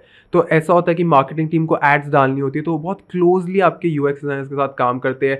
जो UX डिज़ाइनर्स होते हैं वो मार्केटिंग टीम से पूछते हैं कि अब ब्रांड की आप कैसी वाइब बना रहे हो, तो हम अपने प्रोडक्ट में भी वो सेम वाइब को दिखाना चाहेंगे। तो अगर आपका मार्केटिंग डिज़ाइनर स्ट्रॉन्ग हो, अच्छा हो in the beginning, it will pay you a lot in the longer run, क्योंकि जो मार्केटिंग डिज़ाइनर डिसाइड करेगा उसी से आपके social media post, videos, trailers, promos, ये सब कुछ उसी के अंडर आता है। सो टू समराइज इट, अपनी ऐप एंड वेबसाइट के डिज़ाइंस बनाने से पहले प्लीज़ अपनी ब्रांड आइडेंटिटी लॉक कर लेना, वरना आपकी ऐप कुछ और ही दिखेगी, वेबसाइट कुछ और ही दिखेगी, सोशल मीडिया पोस्ट कुछ और ही दिखेंगे। You have to make sure कि ये सब सेम फैमिली के लगे। तो जैसे जैसे आप ऐप पे रिसर्च कर रहे हो, जैसे जैसे वेबसाइट की रिसर्च कर रहे हो, बिगिनिंग स्टेजेस में हो, in parallel please hire a marketing designer, freelance हो या full time, but make sure you get someone experienced. जैसे ही आपकी ब्रांड आइडेंटिटी लॉक हो जाएगी, we can then start making our first website. तो अगली वीडियो में हम यही देखेंगे कि एक वेबसाइट बनाने का सबसे सिंपल प्रैक्टिकल प्रोसेस क्या है। So I will see you in the next video. आप जब भी अपनी ऐप लॉन्च करोगे, उस ऐप को प्रमोट करने के लिए आपको एक वेबसाइट की नीड पड़ेगी। हमने पहले भी डिस्कस करा कि ये वेबसाइट जो प्रमोशनल पर्पसेस के लिए ये एक अलग चीज़ है और जो आपकी एक्चुअल ऐप है वो एक अलग चीज़ है। अब ध्यान से देखा जाए तो वेबसाइट भी एक तरीके का प्रोडक्ट ही है, बट वेबसाइट डिजाइन करने का प्रोसेस एंड प्रोडक्ट डिजाइन करने के प्रोसेस में बहुत फर्क है। तो इस वीडियो में हम ये समझेंगे कि सबसे आसान तरीका क्या है to publish a website without much effort. अब देखो, वेबसाइट बनाने के बहुत तरीके हैं, बट अगर आपको सबसे जल्दी इफेक्टिव तरीके से एक अच्छी वेबसाइट लॉन्च करनी है तो सबसे समझदारी का तरीका ये होता है कि आप एक टेम्पलेट खरीदो और उस टेम्पलेट को अपने हिसाब से एडिट कर लो। उस टेम्पलेट में भी आपको ऐसी टेक्नोलॉजी यूज करनी चाहिए जहां पे आपका मैक्सिमम काम नो कोड से हो जाए, यानी बिना कोडिंग के जितना ज्यादा आप काम कर सको उतना बेहतर है। ऐसे बहुत से नो कोड प्लेटफॉर्म्स है, बट जिस प्लेटफॉर्म को मैं रेकमेंड करता हूँ वो है वेबफ्लो। ये कोई पेड प्रमोशन नहीं है, मैं खुद वेबफ्लो यूज करता हूँ, बहुत सी बड़ी बड़ी कंपनीज अब वेबफ्लो को यूज कर रही है। It is a no code tool जो बहुत ज्यादा पॉपुलर हो गया है। एंड वेबफ्लो के अंदर बहुत सारे टेम्पलेट्स होते हैं, फ्री भी एंड पेड भी, जिनको आप डाउनलोड करते हो, उनको एडिट करते हो अपने ब्रांड के हिसाब से। आप कलर्स चेंज करो, इमेजेस चेंज करो एंड इजीली उसको वेबसाइट पे लाइव कर दो। जब आप किसी टेम्पलेट को खरीद के एडिट करते हो तो आपको ग्राउंड से चीजें नहीं बनानी पड़ती, जिससे आपका बहुत ज्यादा टाइम बच जाता है। So I tell you a step by step process कि ऊपर ऊपर से होता कैसे है। सबसे पहले आपको अपने ब्रांड का डोमेन नेम खरीदना है। तो हो सकता है आपकी कंपनी की कोई और वेबसाइट हो एंड ऐप की कोई और वेबसाइट हो, जो भी है आप पहले डिसाइड करो कि उस वेबसाइट का नाम क्या होगा। डोमेन नेम खरीदने के लिए आपको एक वेबसाइट बनाने की नीड नहीं है। आप समझो कि एक प्लॉट है, आपने उसकी बस अलॉटमेंट ले ली है, उस पर कंस्ट्रक्शन करना अभी कंपलसरी नहीं है। तो अगर मेरे को अपनी वेबसाइट बनानी थी तो मैंने पहले anshmehra.com खरीदा है। .com का अलग प्राइस होगा, .in का अलग प्राइस होगा, .org का अलग प्राइस होगा। तो पहले आप डोमेन खरीदते हो। डोमेन खरीदने के बाद आई वुड रेकमेंड कि आप एक टेम्पलेट खरीदो। तो जैसे कि मैंने बताया कि वेबफ्लो पे बहुत सारे टेम्पलेट्स अवेलेबल है, आप वेबफ्लो से टेम्पलेट खरीदोगे, टेम्पलेट को अपने हिसाब से एडिट करोगे। अब आप पे टेम्पलेट है, अपनी वेबसाइट है और डोमेन नेम है, इन सबको आपको इंटरनेट पे डालना है। इंटरनेट पे डालने के लिए आपको होस्टिंग चाहिए होती है। वेबफ्लो खुद होस्टिंग प्रोवाइड करता है। तो आप वेबफ्लो को एक एनुअल फीस देते हो और वो एनुअल सब्सक्रिप्शन फीस से आप एक साल के लिए एक होस्टिंग फीस पे करते हो। तो एक साल के लिए आपको पता है कि मेरी वेबसाइट अब इंटरनेट पे है, फिर हर साल आप उसको रिन्यू करा सकते हो। अब मूविंग अहेड, आपको इस पूरे प्रोसेस के लिए 2 लोग चाहिए, एक वेब डिजाइनर, दूसरा वेब डेवलपर। वेब डिजाइनर आपको हेल्प करेगा उस टेम्पलेट को अपने हिसाब से एडिट करने के लिए, और जो वेब डेवलपर है वो आपको हेल्प करेगा डोमेन नेम खरीदने के लिए, डोमेन नेम को वेबसाइट से कनेक्ट करने के लिए, ये सब्सक्रिप्शन वेबफ्लो का खरीदने के लिए, फिर इन सारी चीज़ों को इंटरनेट पे डालने के लिए। तो ये सारा बैकएंड का काम होता है।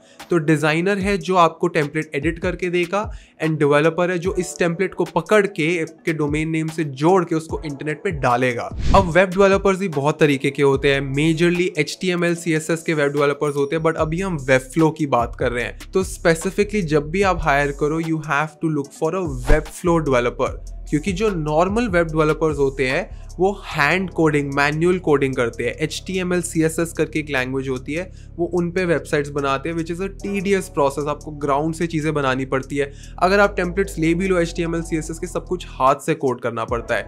Webflow on the other hand very fast, very fluid, very easy to execute, and Webflow developers अब मार्केट में बहुत ज़्यादा आ भी गए हैं। अगर आपको एक क्विक एग्जाम्पल देखना है तो आप मेरी भी वेबसाइट देख सकते हो, anshmehra.com, वो भी मैंने वेबफ्लो पे ही बनाई है। तो अब अगर प्रोसेस को थोड़ा और अच्छे से समझे तो टेम्पलेट की जो फाइल्स होगी वो आपका डिजाइनर फिग्मा पे एडिट करेगा। फिग्मा था हमारा डिजाइन टूल, उस पर आप पहले चेक करोगे कि अच्छा मुझे ये डिजाइन पसंद आ गया है, फिर आप वो फिग्मा फाइल वेबफ्लो डेवलपर को दोगे। वेबफ्लो डेवलपर ऑटोमेटिकली उन चेंजेस को इंप्लीमेंट करके वेबसाइट को लाइव कर देगा। बट अब सबसे कॉमन क्वेश्चन आता है कि यार अंश, हम टेम्पलेट क्यों पिक करें, हमारे पास तो ब्रांड आइडेंटिटी है, हमारे पास अपना लोगो है, कलर्स है, हमें सब कुछ ग्राउंड अप से करना है। इशू ये आता है कि एक्साइटमेंट के चक्कर में बहुत से entrepreneurs and startup founders branding and अपनी वेबसाइट के लॉन्च में ही बह जाते हैं। प्लीज़ ऐसा मत करना, पहले अपने प्रोडक्ट पे ध्यान देना।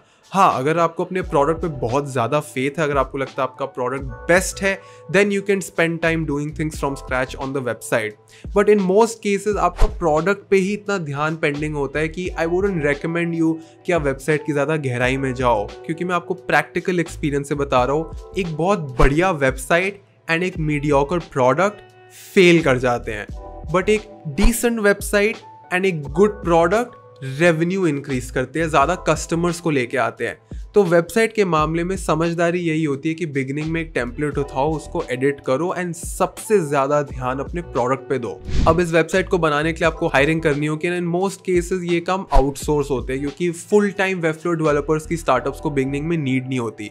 तो वेबसाइट डेवलपमेंट एंड डिज़ाइन दोनों का काम आउटसोर्स किया जाता है। हाँ, आपको कुछ ऐसे भी वेबफ्लो डेवलपर्स मिलेंगे जो डिज़ाइन भी करते हैं और डेवलप भी करते हैं, तो इनको हम यूनिकॉर्न बोलते हैं, जो बोलेगा कि मैं डिज़ाइन करूंगा और मैं डेवलप करूंगा। तो ये एक अच्छी डील होती है, बट ये एक्सपेंसिव होते हैं। ऑन एवरेज ये जो वेबफ्लो यूनिकॉर्न्स होते हैं जो बोथ डिजाइन एंड डेवलप करते हैं, they charge around 1 lakh rupees per month, जिसमें ये पूरी वेबसाइट को 1 महीने में फिनिश करने का प्रॉमिस देते हैं। एंड उस 1 महीने के 30 दिन को वो 3 पार्ट्स में यूजुअली स्प्लिट करते हैं। पहले 10 दिन शायद वो रिसर्च करते हैं, आपसे क्वेश्चंस पूछते हैं, अंडरस्टैंड करते हैं कि आपको इस वेबसाइट पे दिखाना क्या है।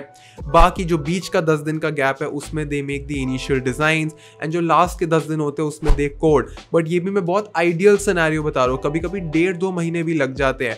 एंड जैसे जैसे टाइम बढ़ता रहता है, अगर आप और पेजेस बढ़ाओगे तो उनकी कॉस्ट और बढ़ती रहती है। तो मैं तो रेकमेंड करूंगा ज्यादा पेजेस को बढ़ाना ही मत, एक सिंगल पेज की वेबसाइट बनाना जिसमें अपने सारे फीचर्स डाल देना, उसमें बस एक बटन डाल देना रजिस्टर करने का, दूसरा बटन एक फॉर्म का डाल देना जहाँ पे आप यूजर्स की डिटेल्स ले सकते हो। अगर इतना है, बेसिक है, काम चल जाएगा। एंड मेजर क्वेश्चन यही आता है कि आप तो कहते हैं प्रोडक्ट में फुल टाइम फोकस रखने हैं, तो क्या web design and Webflow developer को फुल टाइम ही रखना चाहिए? मोस्ट प्रॉब्ली अभी आपको नीड नहीं होगी, क्योंकि एक वेबसाइट जब बन जाती है तो उसमें इतने रेगुलर चेंजेस होते नहीं है।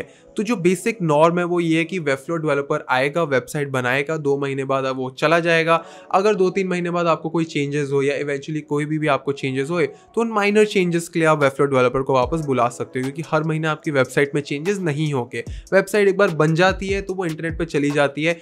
प्रोडक्ट में on the other hand regular changes होते हैं, हर हफ्ते चेंजेस होते हैं, तो वहां पे फुल टाइम फोकस का होना बहुत जरूरी है। तो ओवरऑल अगर मैं समराइज करूं तो प्रोसेस ये होगा कि आपने पहले एक टेम्पलेट खरीदा, टेम्पलेट्स की लिस्ट आपको वेबफ्लो पे मिल जाएगी, मैं डिस्क्रिप्शन में भी लिंक डाल दूंगा। टेम्पलेट चूज करने के बाद आप डिजाइनर के साथ बैठे, डिजाइनर को बताया कि ये सब चीजें ऐड करनी है, ये सब इमेजेस ऐड करनी है, एक फिग्मा फाइल बनेगी आपकी एसेट्स के साथ। एसेट्स मतलब जो चीजें वेबसाइट पे अब नहीं जाएगी। वेबफ्लो डेवलपर उन चीज़ों को इंप्लीमेंट करता है और वेबफ्लो पे होस्ट कर देता है, डोमेन नेम से कनेक्ट कर देता है, आपकी वेबसाइट इंटरनेट पे लाइव हो जाती है। इस वीडियो में मेरा मेन मोटिव ये था कि अगर आपको फटाफट से वेबसाइट बनानी हो तो वो कैसे हो सकता है, बट ये मत समझना कि फटाफट ऐसे ही प्रोडक्ट बन जाएगा। वेबसाइट में आप ये सब शॉर्टकट्स ले सकते हो कि टेम्पलेट उठाया, एडिट करो और 1-1.5 महीने में पुश कर दिया। बट जब एक ऐप की बात आती है, जब एक सॉफ्टवेयर की बात आती है, तो वहां पे आप कोई टेम्पलेट उठा के एडिट करके एक नया प्रोडक्ट बना सकते हैं। ऐसा बिल्कुल नहीं होता कि कहीं और से ऐप उठाई, थोड़े से चेंजेस करो और अपनी ऐप बना दी। That is not how it works. Product में थरो रिसर्च लगती है, थरो वायर फ्रेमिंग होती है, बहुत नेक्स्ट लेवल काम होता है, प्रोटोटाइपिंग होती है, रिसर्च करके फीडबैक मिलता है, फिर से रीआइट्रेशन होती है। तो वो सब हम कवर करेंगे। मैं आपको डरा नहीं रहा हूँ, बट मैं बस एक क्विक डिफरेंस दिखाना चाहता था कि बिगिनिंग अपनी स्टार्टअप में जब शुरू कर रहे होते हो तो वहाँ पे वेबसाइट डिजाइनिंग में बहुत भय मत जाना। एक सिंपल सा टेम्पलेट उठा के करना और सबसे ज्यादा ध्यान अपने प्रोडक्ट पे देना। अगर आपको वेबसाइट डिजाइन की इंस्पिरेशन लेनी है just for like functionality and visual design, तो मैं डिस्क्रिप्शन में बहुत सारी लिंक्स डाल दूंगा। मैंने इन लिंक्स को पिछले 2-2.5 साल में कलेक्ट करा है and trust me, they are extremely powerful resources. आप इन वेबसाइट से इतनी इंस्पिरेशन कलेक्ट कर सकते हो कि आप पे बहुत से आइडियाज आ जाएंगे, बट मेक श्योर अपने आइडियाज को कलेक्ट करना इन योर नोशन पेज। तो नोशन में एक पेज बना के सारी रेफरेंसेस कलेक्ट कर लेना। जब भी आप अपने डिजाइनर के साथ बैठो उसको रेफरेंसेस दिखाओ, आपको बहुत से आइडिया सिर्फ इन लिंक्स से मिल जाएंगे। तो आई होप अब आपको ये तो समझ आ गया होगा कि नो कोड टूल्स क्या होते हैं, फटाफट से वेबसाइट कैसे लॉन्च होती है। अब हम रेडी है नेक्स्ट स्टेप लेने के लिए। So I will see you in the next video. बहुत से एंटरप्रेन्योर्स एंड स्टार्टअप फाउंडर्स जो एक नॉन टेक्निकल या नॉन इंजीनियरिंग बैकग्राउंड से आते हैं, उनके मन में यही होता है कि अगर हमें ऐप बनानी भी है तो हमें क्यों करने की ज़रूरत है, सिंपली आउटसोर्स कर दो, किसी फ्रीलांसर को दे दो या किसी एजेंसी को दे दो, because it is the easiest way out. ये एक बहुत बड़ी गलती है, स्पेशली अगर आपका कोर बिजनेस ही आपकी वो ऐप है। अगर आपका प्रोडक्ट एक इंडिविजुअल ऐप है और अगर आप उस ऐप को बिगिनिंग से बना रहे हो, then I would recommend you to not outsource it. But लोग आउटसोर्स करते ही क्यों है? सारे एंटरप्रेन्योर्स को मन क्यों करता है कि हम किसी और को रिस्पॉन्सिबिलिटी दे दे? There are 2 major reasons for this. Reason number 1, they want things to happen fast. उनको ये होता है कि मेरे पास 6 महीने हैं, मुझे फटाफट से इन्वेस्टर्स को दिखाना है, फटाफट से प्रोडक्ट को लॉन्च करना है, मुझे नहीं पता डिजाइन कैसे काम करता है, मुझे नहीं पता किसे हायर करना है। सबसे ईजी तरीका ये है कि किसी और को रिस्पॉन्सिबिलिटी दे दो। बट इसका मेन डाउन साइड ये है कि चाहे फ्रीलांसर हो या एजेंसी हो या कोई भी कंपनी हो जिसको आपने ऐप का काम दिया है, आप उनके लिए क्लाइंट हो। उनके पास बहुत से कस्टमर्स है, बहुत से और लोग हैं, बहुत सी और ऐप्स है और आप उनमें से एक हो। तो by nature it is very difficult to get their undivided attention at all cost. And I am telling you, जब आप ऐप बिगनिंग से बना रहे होते हो, you need people who are 24/7 involved in the apps process. You need a designer who is 24/7 thinking about how to improve the app. Reason number 2, entrepreneurs खुद confident नहीं होते कि वो ठीक डिसीजंस लेंगे या नहीं लेंगे, तो उनको होता है कि हम किसी रिलायबल पर्सन पे ट्रस्ट कर ले so that this person takes all the responsibility and हम बाकी चीजों पे ध्यान दे सके। Now this makes sense for a certain categories of people. लेट कर लो आप एक टीचर हो जो फाइनेंस की क्लासेस लेते हैं, जो फाइनेंस के कोर्सेज बेचते हैं। अगर आपको अपने फाइनेंस कोर्सेज के लिए एक ऐप चाहिए तो आप उस ऐप को आउटसोर्स कर सकते हो सकता है कि आप एक एंटरटेनर हो, आपका एक पॉडकास्ट है और इन सब चीज़ों के लिए जो आपका मेन बिजनेस है उसको एक्सटेंड करने के लिए आपको एक ऐप चाहिए to support your main business. ऐसे एक्सटेंशन बेस्ड ऐप्स के लिए आप स्टिल चीज़ों को आउटसोर्स कर सकते हो। बट अगर आपकी पूरी की पूरी कंपनी, अगर आप एक पूरा का पूरा सॉफ्टवेयर बिगिनिंग से बनाना चाह रहे हो और ये एक्सपेक्ट कर रहे हो कि इसी सॉफ्टवेयर से मेरा सारा धंधा चलेगा, मेरा सारा रेवेन्यू आएगा, उस केस में you can not outsource it. I will tell you इस पूरे प्रोसेस को एग्जीक्यूट करने का प्रॉपर तरीका क्या है। So you need 3 people in the beginning. हमने पहले भी इस चीज़ को डिस्कस करा है कि you need a person for your brand identity, you need a web designer and a product designer. Now beginning में स्टार्टअप्स में बजट कम होता है, लोग भी बड़ी मुश्किल से मिलते हैं, तो काफ़ी केसेस में आप जिस भी डिज़ाइनर को हायर करते हो, काफ़ी केसेस में वो ही आपकी मार्केटिंग, वही आपकी वेबसाइट, वही आपकी वीडियो, सब कुछ वो एक ही डिज़ाइनर कर रहा होता है। एंड इट मेक्स सेंस, क्योंकि आपको एक अच्छा पर्सन मिल भी जाए तो then you're like why should I trust other people. तुम ही थोड़ा सा कुछ यूट्यूब गूगल से सीख के एग्जीक्यूट कर लो। बिगिनिंग में ये सब चलता है because you can still sort of have a basic website, a basic social media profile, but हाँ, प्रोडक्ट की जब बात आती है you have to make sure that this one person is working super hard. मैं अभी आपको एक हाइब्रिड पर्सन के बारे में बता रहा हूँ जो वेब भी कर ले, मार्केटिंग भी कर ले, थोड़ा सा डिजाइन भी कर ले। ऐसे लोगों को यूनिकॉर्न बोलते हैं, हाइब्रिड डिजाइनर बोलते हैं, जो बिगनिंग में ठीक है क्योंकि बिगनिंग में आपको बहुत जल्दी ग्रो करना पड़ता है। बट जैसे ही आपका स्टार्टअप 6-7 महीने का ओल्ड हुआ या जैसे ही आपकी ऐप को बने 6-7 महीने हुए, जैसे ही आपके पास कस्टमर्स आए, उस टाइम पे यू नीड स्पेशलाइज्ड पीपल। एक पॉइंट के बाद आपको डेडिकेटेड लोग चाहिए होते हैं for the marketing, for the website, for the product. And in fact इन यूनिकॉर्न्स को ढूंढना भी इतना ईजी नहीं होता because first of all they are expensive and it's very difficult to convince them to join your company. But as I mention, इसके बहुत downsides भी है because that one person is gonna do 3 things at one go. So you need someone who is ready to put in that amount of effort and energy and make sure that he's not ignoring certain aspects in different domains. जब outsourcing की बात आती है तो brand identity हो गई, website creation होगा, यहाँ पे आप स्टिल आउटसोर्स कर सकते हो। क्यों? क्योंकि एक बार आइडेंटिटी बन जाए, एक बार ही लैंडिंग पेज बन जाए तो आपको रेगुलरली उसमें आइटरेशंस नहीं करनी पड़ती, तो इट्स स्टिल ओके। आपने किसी को 2-3 महीने के लिए बुलाया, वहां पे काम करा और उसको बाय बाय बोल दिया।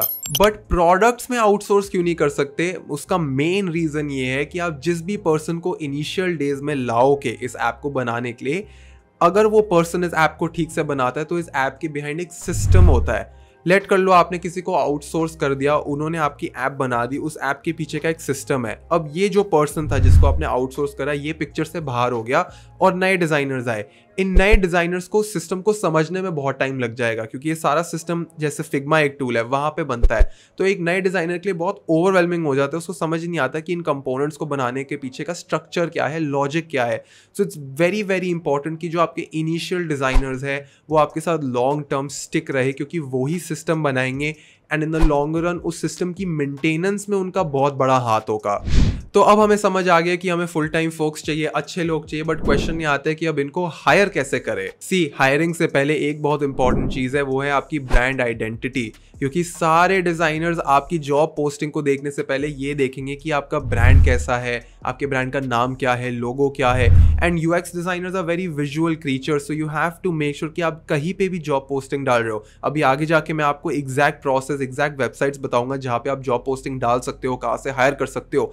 बट हायरिंग से पहले आपका बेसिक ब्रांड बना होना बहुत जरूरी है, वरना कोई भी डिजाइनर जो भी आपकी जॉब पोस्टिंग देखेगा वो आपको सीरियसली नहीं लेगा। तो इसमें क्या क्या आता है? इसमें आपका लोगो आता है, नाम आता है, आपके ब्रांड की डिस्क्रिप्शन आती है, आप क्या काम करते हो उसका एक राइटअप होना चाहिए, वही आपको कॉपी पेस्ट हर जगह करना पड़ेगा। ये बेसिक चीजों का ठीक होना बहुत जरूरी है। We will talk about hiring in detail, आगे जाके मैं आपको बहुत डिटेल में समझाऊंगा कि अपनी टीम कैसे बिल्ड करनी है। बट एक ओवरव्यू देने के लिए ये समझाना चाहूंगा कि किसी को भी हायर करो तो उसको पहले एक 3 मंथ कॉन्ट्रैक्ट पे रखो। अगर आप जूनियर डिजाइनर्स को हायर कर रहे हो तो पहले उनको 3 मंथ की इंटर्नशिप पे रखना, फिर उनको फुल टाइम में कन्वर्ट करना, because you both need time to understand if it's working और नॉट। यही अगर आप अच्छे डिजाइनर्स को हायर करते हो तो वो तो इंटर्नशिप पे आएंगे नहीं, दे कम ऑन अ कॉन्ट्रैक्ट। तो 3 महीने का पहले कॉन्ट्रैक्ट बनता है। अगर 3 महीने में आप दोनों की टाइमिंग ट्यूनिंग बैठ जाती है, then you convert that 3 month contract into a full time job. Internships की बात की जाए तो स्टाइपेंड यूजुअली वही 25,000 to 35,000 के बीच में रहता है। एंड जब फुल टाइम आप आते हो तो देन आपको सैलरी बढ़ानी पड़ती है। ये स्टूडेंट्स में चल जाता है, बट जब कॉन्ट्रैक्ट्स की बात आती है तो जो मंथली कॉन्ट्रैक्ट की वैल्यू होगी वही उनकी सैलरी होती है। तो वहां पे आप ये नहीं कह सकते कि आप पहले 3 महीने के कॉन्ट्रैक्ट पे आ जाओ, कम पैसे ले लो, फिर जब फुल टाइम होके तो वहां पे सैलरी बढ़ा देंगे। ऐसा इंडस्ट्री में नहीं होता, तो प्लीज आप भी ये कोशिश मत करना। तो in the next chapter we will figure out कि इन डिजाइनर्स को हायर कैसे करते हैं, कहाँ हायर करते हैं, कौन सी वेबसाइट्स पे जॉब पोस्टिंग डालते हैं, जब हायर करें तो उन्हें शॉर्ट लिस्ट कैसे करना है, उनको डिजाइन टास्क कैसे देना है, उस डिजाइन टास्क को कैसे जज करना है, क्योंकि ये प्रोसेस बहुत इंपॉर्टेंट है। अगर आपने सही लोग हायर नहीं करे तो अब आगे जाके बहुत तंग हो जाओगे। इसलिए बहुत इंटरेस्टिंग चीजें हैं सीखने को। पहले हम अपनी टीम बना ले, फिर मैं आपको बेसिक्स ऑफ यूएक्स भी समझा दूंगा। They are not very complicated topics, आपको बहुत ज्यादा मजा आने वाला है। So I will see you in the next video. अब आपको यूएक्स के बारे में थोड़ी सी अवेयरनेस तो आ गई है, तो अब फिगर आउट करते हैं कि हम अपने पहले यूएक्स डिजाइनर को हायर कैसे करें। नाउ अब मैं आपको जितनी भी वेबसाइट्स रेकमेंड करने वाला हूँ उसमें आपको हमेशा थोड़ी सी एक फीस देनी पड़ेगी, because all of these websites are premium websites. इनके पास एक पूल ऑफ डिजाइनर्स होता है एंड उस पूल को एक्सेस करने के लिए they always charge you little bit of fee. मैं जितनी भी रिकमेंडेशंस देने वाला हूँ इसमें से कोई पेड कोलैबोरेशन नहीं है, ये मेरी जेन्युइन रिकमेंडेशंस है, क्योंकि इन वेबसाइट्स को मैंने यूज करा हुआ है, मेरे दोस्तों ने यूज करा हुआ है एंड बहुत सारे अदर स्टार्टअप्स एंड कंपनी के को फाउंडर्स ने यूज किया हुआ है। नाउ जितनी भी ये वेबसाइट्स है वहां पे पोस्ट करने से पहले आपको अपनी एक कंपनी का प्रोफाइल बनाना पड़ता है, तो मेक श्योर कि जॉब पोस्टिंग से पहले आपकी बेसिक ब्रांड आइडेंटिटी सॉर्टेड हो। मतलब आपका ब्रांड लोगो होना चाहिए, नाम होना चाहिए, आप करते क्या हो उसका एक रिटन डिस्क्रिप्शन होना चाहिए, बेसिक ब्रांड एसेट्स होने चाहिए, वरना आपकी प्रोफाइल लेजिट नहीं लगेगी। एंड अगर आपकी प्रोफाइल में दम नहीं लगा और अगर आपकी प्रोफाइल इंप्रेसिव नहीं लगी तो आधे से ज्यादा टैलेंट तो ऐसे ही भाग जाएगा। इनफैक्ट जब आप जॉब पोस्टिंग डालोगे फॉर योर यूएक्स डिजाइनर तो उसमें भी आपको लिखना होता है कि क्या रिक्वायरमेंट्स है, क्या एक्सपेक्टेशंस है। इस चीज के लिए मैं आपको एक जेनरिक टेम्पलेट दे दूंगा, टेम्पलेट में नीचे रिसोर्सेज में अटैच कर दूंगा, तो उस टेम्पलेट के ऊपर आप एडिट कर सकते हो। तो वहां पे मैं basic description, basic requirements, basic skill sets exactly जो आपको चाहिए होता है बिगनिंग में वो सब कुछ मैं डाल दूंगा, जिससे आपको ज्यादा स्ट्रेस ना हो। बट हर कंपनी की अपनी रिक्वायरमेंट्स होती है तो उसको ब्लाइंडली मत अपलोड कर देना, उसको एडिट करना अपने हिसाब से। अगर आपकी कोई स्पेसिफिक रिक्वायरमेंट्स है मेक श्योर कि आप उस जेनरिक टेम्पलेट में उसको ऐड करो और फिर अपनी जॉब पोस्टिंग डालो, बिकॉज इस जॉब पोस्टिंग का सही होना बहुत जरूरी है। काफी स्टार्टअप्स बिगनिंग में एक अजीब सी प्रोफाइल बना देते हैं बिना डिस्क्रिप्शन के, बिना कॉन्टेक्स्ट के। जो इनकी जॉब पोस्टिंग भी होती है उसमें जितनी भी रिक्वायरमेंट्स होती है बहुत वेग होती है, तो जो अच्छे डिजाइनर्स होते हैं उन्हें उन जॉब पोस्टिंग्स पे ट्रस्ट नहीं आता, बिकॉज इट इज सो वेग। उनको लगता है कि कहीं और अप्लाई करो जहां पे ज्यादा क्लैरिटी हो, बट ये आपके साथ नहीं होना चाहिए because you have taken this course. So please make sure that you use the template so that your job postings look more well defined and it shows कि यू नो कि आप किस चीज को ढूंढ रहे हो, बिकॉज अपने फर्स्ट इंप्रेशन पे काम करके आपको बेटर टैलेंट मिलेगा। सो ये है वो 6 ऑनलाइन प्लेटफॉर्म जिस पे यूज करके आप जॉब पोस्टिंग्स डाल के अपनी इनिशियल प्रोडक्ट टीम को हायर कर सकते हो। सबसे पहला इज लिंक्डइन। काफी लोग लिंक्डइन ऑलरेडी यूज करते हैं बिकॉज लिंक्डइन की रीच बहुत ज्यादा है, बट लिंक्डइन में जॉब पोस्टिंग से पहले आपको अपनी एक कंपनी की प्रोफाइल बनानी होती है। प्लीज मेक श्योर कि आप सारे फील्ड्स को भरो, एक कवर इमेज डालो, एक प्रोफाइल पिक्चर डालो। इनफैक्ट अगर आप को फाउंडर हो, सीईओ या मेन मैनेजर हो, प्लीज मेक श्योर कि आपकी प्रोफाइल भी ठीक हो। काफी स्टार्टअप्स में उनकी डीपी नहीं होती, सीईओ की डीपी नहीं होती, कोई डिस्क्रिप्शन नहीं होता, कोई एक्सपीरियंस नहीं होता। ऐसे केसेस में जो ट्रस्ट लेवल होता है वो नीचे चला जाता है, बिकॉज आई टेल यू होता क्या है। आपने लिंक्डइन पे अपनी जॉब पोस्टिंग डाली, डिजाइनर ने वो देखी, पहले तो डिस्क्रिप्शन पढ़ी, अगर डिस्क्रिप्शन अच्छी लगी देन वो कंपनी के प्रोफाइल पेज को स्टॉक करेंगे। वो कंपनी के प्रोफाइल पेज पे जाके देखेंगे कि ये कंपनी कैसी है, वहां पे आपकी प्रोफाइल पिक्चर, आपका लोगो, आपकी डिस्क्रिप्शन, आपके एम्प्लॉयज का नाम, ये सब कुछ सॉर्टेड होना चाहिए। Then they will see your managers का profile, they will see the CEO's profile, the co-founders profile, and उन प्रोफाइल का भी ठीक होना बहुत जरूरी है कि अगर वहां पे आपने कुछ शेडीपना दिखा दिया then again you will repel good talent. जैसे ही आप लिंक्डइन पे अपनी जॉब पोस्टिंग डालो कि मेक श्योर कि आप उस लिंक को कॉपी करो और अपने फेसबुक, ट्विटर, व्हाट्सएप, इंस्टाग्राम हर जगह शेयर करो। जितने भी आपके कंपनी के एम्प्लॉयज है उन्हें बोलो कि वो भी शेयर करे, क्योंकि एक नेटवर्क इफेक्ट बन जाता है। तो ये मत सोचना कि मैंने लिंक्डइन पे आप जॉब एप्लीकेशन डाल दिए तो that is more than enough. Please make sure you share it everywhere. My second recommendation is TopTal. This is a very reliable platform, बहुत ही reliable and trustworthy platform है, एंड यहाँ पे आपको बहुत हाई क्वालिटी फ्रीलांस टैलेंट मिलता है। अभी भी अगर आपको डाउट है कि मुझे फुल टाइम एम्प्लॉयज नहीं चाहिए, फ्रीलांसर्स ही चाहिए, you can use TopTal to get really high quality professional freelance talent. क्योंकि TopTal का जो प्रोसेस है of getting designers on board is very very thorough. So they ask you for your portfolio, case studies, तो आप हर एक designer का काम देख सकते हो, and they have designers from all around the world. तो आपके लिए बहुत ईजी हो जाएगा उन लोगों का काम देख के, उनका पोर्टफोलियो देख के फिर डिसीजन लेना कि मेरे को इनको हायर करना है या नहीं करना है। My third recommendation is Dribbble. तो ड्रिबल अभी भी is a very popular platform for designers. हम ड्रिबल पे जाके अपना यूआई इंस्पिरेशन लेते हैं, विजुअल डिजाइन इंस्पिरेशन लेते हैं, बट ड्रिबल पे कंपनीज भी अपनी जॉब पोस्टिंग्स डाल सकती है, एंड आप चाहो तो ड्रिबल पे डायरेक्टली डिजाइनर्स को मैसेज कर सकते हो, डायरेक्टली उनको ड्रिबल से हायर कर सकते हो। ड्रिबल की फीस थोड़ी सी ज्यादा हायर रेंट पे है, सिंपली बिकॉज आपको जो ड्रिबल पे टैलेंट मिलेगा वो बहुत ही हाई क्वालिटी, बहुत ही प्रोफेशनल और बहुत ही प्रो लेवल का होगा। तो ऑफकोर्स उसकी आपको कॉस्ट थोड़ी एक्स्ट्रा देनी पड़ती है, बट ड्रिबल पे इन्वेस्ट इन्वेस्ट करने का बेनिफिट ये है कि आपको मार्केटिंग डिजाइनर्स मिल जाते हैं, विजुअल डिजाइनर्स मिल जाते हैं, यूएक्स डिजाइनर्स मिल जाते हैं, हर तरीके के क्रिएटिव लोग मिल जाते हैं। उनके पास बहुत सारे फिल्टर्स होते हैं जहाँ पे आप कंट्री सेलेक्ट कर सकते हो, टूल्स सेलेक्ट कर सकते हो, सैलरी एक्सपेक्टेशन सेलेक्ट कर सकते हो, तो आपको बहुत इजीली बहुत सारा डेटा मिल जाता है। Fourth recommendation is Behance। Behance भी डिजाइनर्स के लिए एक बहुत इंपॉर्टेंट रिसोर्स है। तो एज मार्केटिंग डिजाइनर्स हम Behance पे जाके case studies and brand identities and mockups and videography, इन सब चीज़ों की रिसर्च करते हैं। But as companies you can use Behance to hire designers as well. तो आप Behance पे अपनी जॉब पोस्टिंग डाल सकते हो, वरना आप Behance में उनके सर्च बार में UX projects, UI UX case studies, even for marketing आप उन लोगों के बारे में देख सकते हो, उनका काम देख सकते हो। तो जब आप सर्च करोगे आपको बहुत से प्रोजेक्ट्स दिखेंगे, आप एक एक प्रोजेक्ट खोल सकते हो, उनका काम देख के फिर उन प्रोजेक्ट के ओनर्स को डायरेक्टली कॉन्टैक्ट कर सकते हो। तो Behance पे you will get a big pool of designers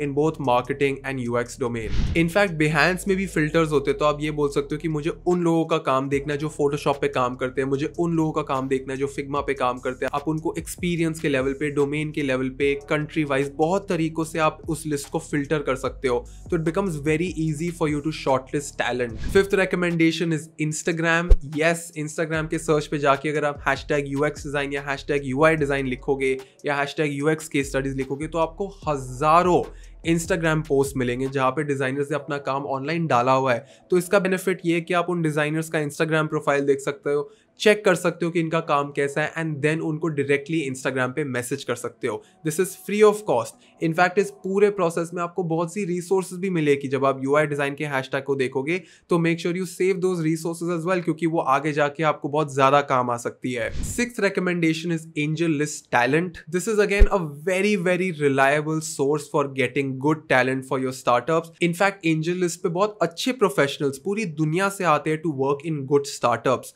तो AngelList का जो ट्रस्ट फैक्टर है वो बहुत ज्यादा हाई है। एज अ कंपनी आप अपने आप को AngelList पे रजिस्टर कर सकते हो and you can hire really good talent, not just for design but for all domains from all around the world. In fact AngelList के CEO नवल रविकांत की एक बुक है the almanack of Naval Ravikant. Please इस बुक को पढ़ना, शायद आपकी लाइफ बदल जाए। सो आई होप कि इन 6 वेबसाइट्स पे आपको बहुत अच्छा टैलेंट मिले। आगे जाके हम हायरिंग को और डिटेल में डिस्कस करेंगे। So make sure you watch all the videos. I will see you in the next video. आपके प्रोडक्ट को यूज करने के लिए आपको कोई क्यों पैसे देगा? सिंपली बिकॉज आपका प्रोडक्ट उनकी कोई बहुत इंपॉर्टेंट प्रॉब्लम को सॉल्व कर रहा है। बट किसी भी प्रोडक्ट को डिजाइन करने से पहले आपको अपने आप से एक बहुत इंपॉर्टेंट क्वेश्चन पूछना है कि मैं एक्चुअली में कौन सी प्रॉब्लम सॉल्व कर रहा हूँ, क्या ये प्रॉब्लम एक्चुअली में एग्जिस्ट करती भी है, एंड क्या इस प्रॉब्लम को सॉल्व करने के लिए मेरे कस्टमर्स मुझको पैसे देंगे। बिकॉज लोगों के पास बहुत सारी प्रॉब्लम्स है, बट इसका मतलब ये नहीं कि वो हर प्रॉब्लम के सोल्यूशन के पैसे देंगे। Because they sort of comfortable, उनको लगता है कि चलो ठीक है, अगर जिंदगी में कुछ कष्ट है भी तो हम इस कष्ट के साथ जी लेंगे।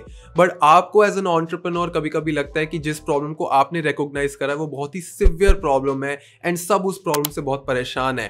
प्लीज मेक श्योर कि उस ट्रैप में आप ना फंसो। You have to do thorough research and actually में कंफर्म करना पड़ता है कि क्या ये प्रॉब्लम बहुत लोगों को है और क्या ये प्रॉब्लम इतनी इंपॉर्टेंट है कि लोग रेगुलरली मुझे इसके लिए पे करेंगे, एक बार ही नहीं बार पे करेंगे। इसलिए अपने प्रोडक्ट डिजाइन जर्नी को शुरू करने से पहले 3 एक्सरसाइजेस है जिनके थ्रू आपको जाना बहुत जरूरी है। इन एक्सरसाइजेस में जितने भी मैं आपको क्वेश्चंस बताऊंगा, प्लीज इनके आंसर्स को कोई डॉक्यूमेंट करना, अपनी टीम के साथ बैठना, डिस्कस करना एंड सारे आंसर्स को या तो पेन एंड पेपर पे लिखना या अपने नोशन पेज में लिखना। एक्सरसाइज नंबर 1, फिगरिंग आउट कि हम क्या प्रॉब्लम सॉल्व कर रहे हैं, ये प्रॉब्लम आई कहां से और ये प्रॉब्लम कितने टाइम तक एक्चुअली में रहेगी, कितने लोग इस प्रॉब्लम को फेस कर रहे हैं, एंड क्या कोई एग्जिस्टिंग ब्रांड्स है इंडिया में, आउट ऑफ इंडिया या कहीं भी दुनिया में जो इस सिमिलर प्रॉब्लम को सॉल्व कर रहे हैं, एंड अगर वो इस प्रॉब्लम को ऑलरेडी सॉल्व कर रहे हैं तो वो क्या सही कर रहे हैं और क्या गलत कर रहे हैं। जो भी चीजें वो गलत कर रहे हैं क्या हम उनको फिक्स कर सकते हैं, ऐसा क्या उनको रोक रहा है जो हमें नहीं रोकेगा, ऐसा क्या है जो हमने नोटिस कर लिया जो इन लोगों ने नोटिस नहीं किया है, एंड फिगर आउट की मेन ब्लॉकर्स क्या है। इज इट बिकॉज की एक सर्टन कैपिटल की रिक्वायरमेंट है जो इन कंपनीज पे नहीं है बट हमारे पास है, या एक सर्टन सेट ऑफ एक्सपीरियंसेस जो इन कंपनीज के पास नहीं है बट हमारे पास है। Because you have to figure out कि अगर आप एक मार्केट में घुस रहे हो तो आप ऐसा क्या ऑफर कर रहे हो जो बाकी कोई नहीं कर रहा है, एंड क्या आपका ऑफर इतना टेम्पटिंग है कि कस्टमर्स उसको रेगुलरली लेंगे। बिकॉज रेगुलर कस्टमर्स का आना बहुत जरूरी है, रेगुलरली कैश फ्लोज आना बहुत जरूरी है। बट अगर आपकी प्रॉब्लम स्टेटमेंट स्ट्रांग नहीं हुई तो कैश फ्लोज को मेंटेन करना बहुत डिफिकल्ट हो जाता है, and without cash flow maintenance difficult हो जाती है, एंड आगे की कहानी तो आप गेस कर ही सकते हैं। एक्सरसाइज नंबर 2, फिगरिंग आउट कि हम किसको सेल कर रहे हैं, कौन ये प्रोडक्ट खरीदेगा। इस पूरी एक्सरसाइज को यूजर पर्सोना के नाम से बोला जाता है, जहां पे आप एक्चुअली में fictional personas, fictional customer profile बनाते हो, फिगर आउट करते हो कि वो कहाँ रहते हैं, कितना कमाते हैं, कौन सी भाषा बोलते हैं, उनकी रूटीन कैसी है, एंड इस रूटीन में हमारा प्रोडक्ट कहाँ आएगा, वो हमारे प्रोडक्ट को कैसे पहचानेंगे, हमारे प्रोडक्ट को कैसे यूज करेंगे। आपको बिल्कुल एक फिक्शनल स्टोरी बनानी होती है, बट ऑफ कोर्स ये स्टोरी रियलिटी से इंस्पायर्ड होनी चाहिए। झूठ मूठ के यूजर पर्सोनास बना के आप सिर्फ अपने आप को झूठ बोलोगे। So you have to make sure कि आप रेगुलरली अपने फ्यूचर कस्टमर्स पे जाके उनसे उनके बारे में पूछो, उनकी लाइफ के बारे में समझो, फिगर आउट करो कि ये जितने भी मेरे सो कॉल्ड फ्यूचर कस्टमर्स है, क्या ये मेरे प्रोडक्ट को खरीदेंगे। काफी एंटरप्रेन्योर्स संकन कॉस्ट फैलेसी में डूब जाते हैं। इसका मतलब ये होता है कि वो एक सर्टेन प्रॉब्लम स्टेटमेंट पे 6 महीने, 8 महीने या 1 साल से काम कर रहे होते हैं। 1 साल के बाद जब वो रिसर्च करने जाते हैं तो उनको रियलाइज होता है कि ये प्रॉब्लम स्टेटमेंट तो इतनी कॉमन है ही नहीं, ये तो बहुत छोटी प्रॉब्लम स्टेटमेंट है, एंड मासेस इस प्रॉब्लम स्टेटमेंट के लिए पे करेंगे नहीं। बट वो स्टिल उस प्रॉब्लम स्टेटमेंट को परस्यू करते रहते हैं। क्यों? क्योंकि हमने ऑलरेडी 1 साल इसमें लगा दिया है। जस्ट बिकॉज आपने 1 साल लगा दिया है इसका मतलब ये नहीं कि आप आगे के 3 साल और लगा दो। इट इज बेटर कि आप पिवट कर लो, do your research and figure out कि क्या कोई बेटर प्रॉब्लम स्टेटमेंट है जो मैं सॉल्व कर सकता हूँ। क्या मेरे यूजर पर्सोना की स्टडी से मुझे कोई ऐसे इंसाइट्स मिले हैं, ऐसे एक्सपीरियंसेस मिले हैं जिससे अभी भी मैं डायरेक्शन को सही कर सकता हूँ। एक्सरसाइज नंबर 3, कैलकुलेटिंग कि अपने MVP को बनाने के लिए आपको कौन कौन से लोगों की जरूरत है एंड उनकी सैलरीज में आपको कितना इन्वेस्ट करना होगा। तो अगर आप एक टेक ऐप बना रहे हो तो आपको एक फ्रंट एंड इंजीनियर, एक बैक एंड इंजीनियर, एक UX डिजाइनर, एक मार्केटिंग डिजाइनर, इन सब लोगों की नीड पड़ेगी। फिगर आउट करो कि बिना फंड्स के मैं अगर खुद से बूटस्ट्रैप कर रहा हूं तो कितना कॉस्ट लगेगा to make the MVP, and then उस MVP को यूज करके मैं किस कस्टमर को दिखाऊंगा टू गेट फीडबैक। क्योंकि इन्वेस्टर से पहले, कस्टमर से पहले आपको एक बेस MVP बनाना पड़ता है, क्योंकि आपका आइडिया आपके ब्रेन में है। हो सकता है कि आप वर्बली नहीं एक्सप्लेन कर पा रहे अपना idea, and just because verbally नहीं एक्सप्लेन कर पा रहे बाकी लोग उस आइडिया को शायद रिजेक्ट कर दे। बट अगर आप एक MVP है तो एक MVP को टेस्ट करना एक बहुत फुल प्रूफ तरीका होता है टू चेक कि आपका आइडिया सक्सेसफुल होगा या नहीं होगा। बट ऑफ कोर्स MVP को बनाने के लिए पैसों की जरूरत पड़ती है, so you have to make sure कि MVP तक कितने पैसे लगने वाले हैं and how will I get my first 5 customers. मैं प्रॉफिटेबल की बात नहीं कर रहा हूं, मैं सिर्फ ये बात कर रहा हूं कि आपको बिगिनिंग में चाहे थोड़े से ही पैसे दे, बट आपको पैसे कौन देगा। जितना जल्दी आप little amount of cash flows generate करोगे आपके प्रॉफिटेबिलिटी के लिए, वो उतना बेटर है। एंड ये जो पहले 5 कस्टमर्स होते हैं ना, इनका सही होना बहुत जरूरी है, क्योंकि अगर आप गलत कस्टमर्स से बात कर लो, गलत कस्टमर से फीडबैक ले लो, तो आपका प्रोडक्ट ही बिगड़ जाता है। तो ऑफ कोर्स आप ये तो डिसाइड कर नहीं सकते कि आपके पास पहले 5 कस्टमर्स कौन आएंगे, बट आप ये जरूर डिसाइड कर सकते हो कि मुझे किसका फीडबैक सुनना है और किसका फीडबैक नहीं सुनना है। क्योंकि सब बिगिनिंग में आपके प्रोडक्ट को चेंज करने की कोशिश करेंगे, उसको मॉर्फ करने की कोशिश करेंगे। बोलेंगे हमें ये चाहिए तो तुम अपने प्रोडक्ट में ही डाल दो। 2-3 कस्टमर्स बोलेंगे हमें ये फीचर चाहिए, तो इस चीज से टेम्प्ट होकर ये मत सोचना कि मैं प्रोडक्ट की डायरेक्शन ही चेंज कर दूं। Please be very mindful about what you add from the feedback that you get from your first 5 customers. एक एडवाइस दूंगा B2B आइडियाज के लिए कि B2B एप्स में functionality is way more important than aesthetics. B2C ideas में aesthetics play a huge role. तो अगर आप एक B2B प्लेटफॉर्म बना रहे हो, वहां पे अगर आपका UI बहुत फाइन नहीं दिख रहा, अगर इंटरेक्शन डिजाइन नहीं भी है, if it is doing it's job, you have a very good shot. But यही जब B2C की बात आती है तो वहां पे एस्थेटिक्स एंड फंक्शनैलिटी दोनों को आपको बैलेंस करके रखना पड़ता है। You can't sacrifice on both of them because the competition is really high. Consumers का एक्सपोजर इतना ज्यादा बढ़ गया है by using apps from all around the world that they require both functionality and aesthetics. दोनों approaches में getting to market is the most important thing. Get to the market, get feedback and iterate, क्योंकि आप जितना जल्दी market में उतरोगे उतना जल्दी आपको रियलिटी चेक मिलेगा, उतनी जल्दी फीडबैक लेके आप iterate करके improvements कर सकते हो। And as I said, beach process में अगर आपको लगता है कि I am finding a better idea, don't go for the sunken cost fallacy. You can easily pivot. ऐसे बहुत से अच्छे स्टार्टअप्स हैं जो बिगिनिंग में किसी और आइडिया से शुरुआत करते हैं, 1 year down the line वो कस्टमर से बात करते हैं, होते हैं, उनको रियलाइज होता है कि ये नहीं, ये करने की जरूरत है, and then they gracefully pivot. It is a very natural process, and if you are going through the same, it is okay to find a better problem to solve. Once you have your clarity on the problem statement, your user personas, and your plan to get your first 5 customers, you are ready to embark. अब आप ready हो अपनी journey के लिए जहाँ पे आप actually में प्रोडक्ट को डिजाइन करते हो, बट बिना प्रॉब्लम स्टेटमेंट के, बिना यूजर पर्सोना के, एंड बिना अपने पहले 5 कस्टमर्स के प्लान के आपको डिजाइनिंग शुरू नहीं करनी चाहिए. पहले इन 3 चीजों को सॉर्ट करो, फिर डिसाइड करो कि मुझे प्रोडक्ट बनाना है या नहीं बनाना है. So I will see you in the next video. अपने प्लेटफॉर्म के बिहाइंड किसी भी रिसर्च या डिजाइन प्रोसेस को शुरू करने से पहले यू हैव टू डिसाइड कि हम किस प्लेटफॉर्म के लिए ये ऐप बना रहे हैं. सो सबसे पहला क्वेश्चन यही आता है कि क्या हम डेस्कटॉप या कंप्यूटर्स के लिए एक ऐप बना रहे हैं या मोबाइल फोन्स के लिए ऐप बना रहे हैं. आई वुड रेकमेंड कि बिगनिंग में आप दोनों को एक साथ अप्रोच मत करना. अगर आपने डिसाइड करा है कि हम एक डेस्कटॉप ऐप बनाएंगे तो पहले उस डेस्कटॉप ऐप को सक्सेसफुल होने देना एंड फिर उसको मोबाइल में स्केल करना. वाइस वर्सा, अगर आपने मोबाइल ऐप डिसाइड करी तो पहले चेक करो कि ये ऐप मोबाइल्स पे ठीक से रन करे, फिर धीरे धीरे आप उसको डेस्कटॉप पे स्केल कर सकते हो. क्योंकि the process behind making a website versus the process of making an app is very different. एक मोबाइल ऐप डिजाइन करने में एंड एक वेब ऐप डिजाइन करने में बहुत फर्क है. दोनों के प्रोसेसेस, दोनों की अप्रोच में बहुत फर्क है. विजुअली आपको लगता होगा कि दोनों सिमिलर है, but on a functionality level, on a declaration level, from a code perspective दोनों में बहुत डिफरेंस है. फॉर एग्जाम्पल, अगर हम बटन्स की बात करें तो अगर मैं एक मोबाइल ऐप का बटन सिस्टम बनाऊंगा तो उसमें अलग अलग स्टेट्स होगी.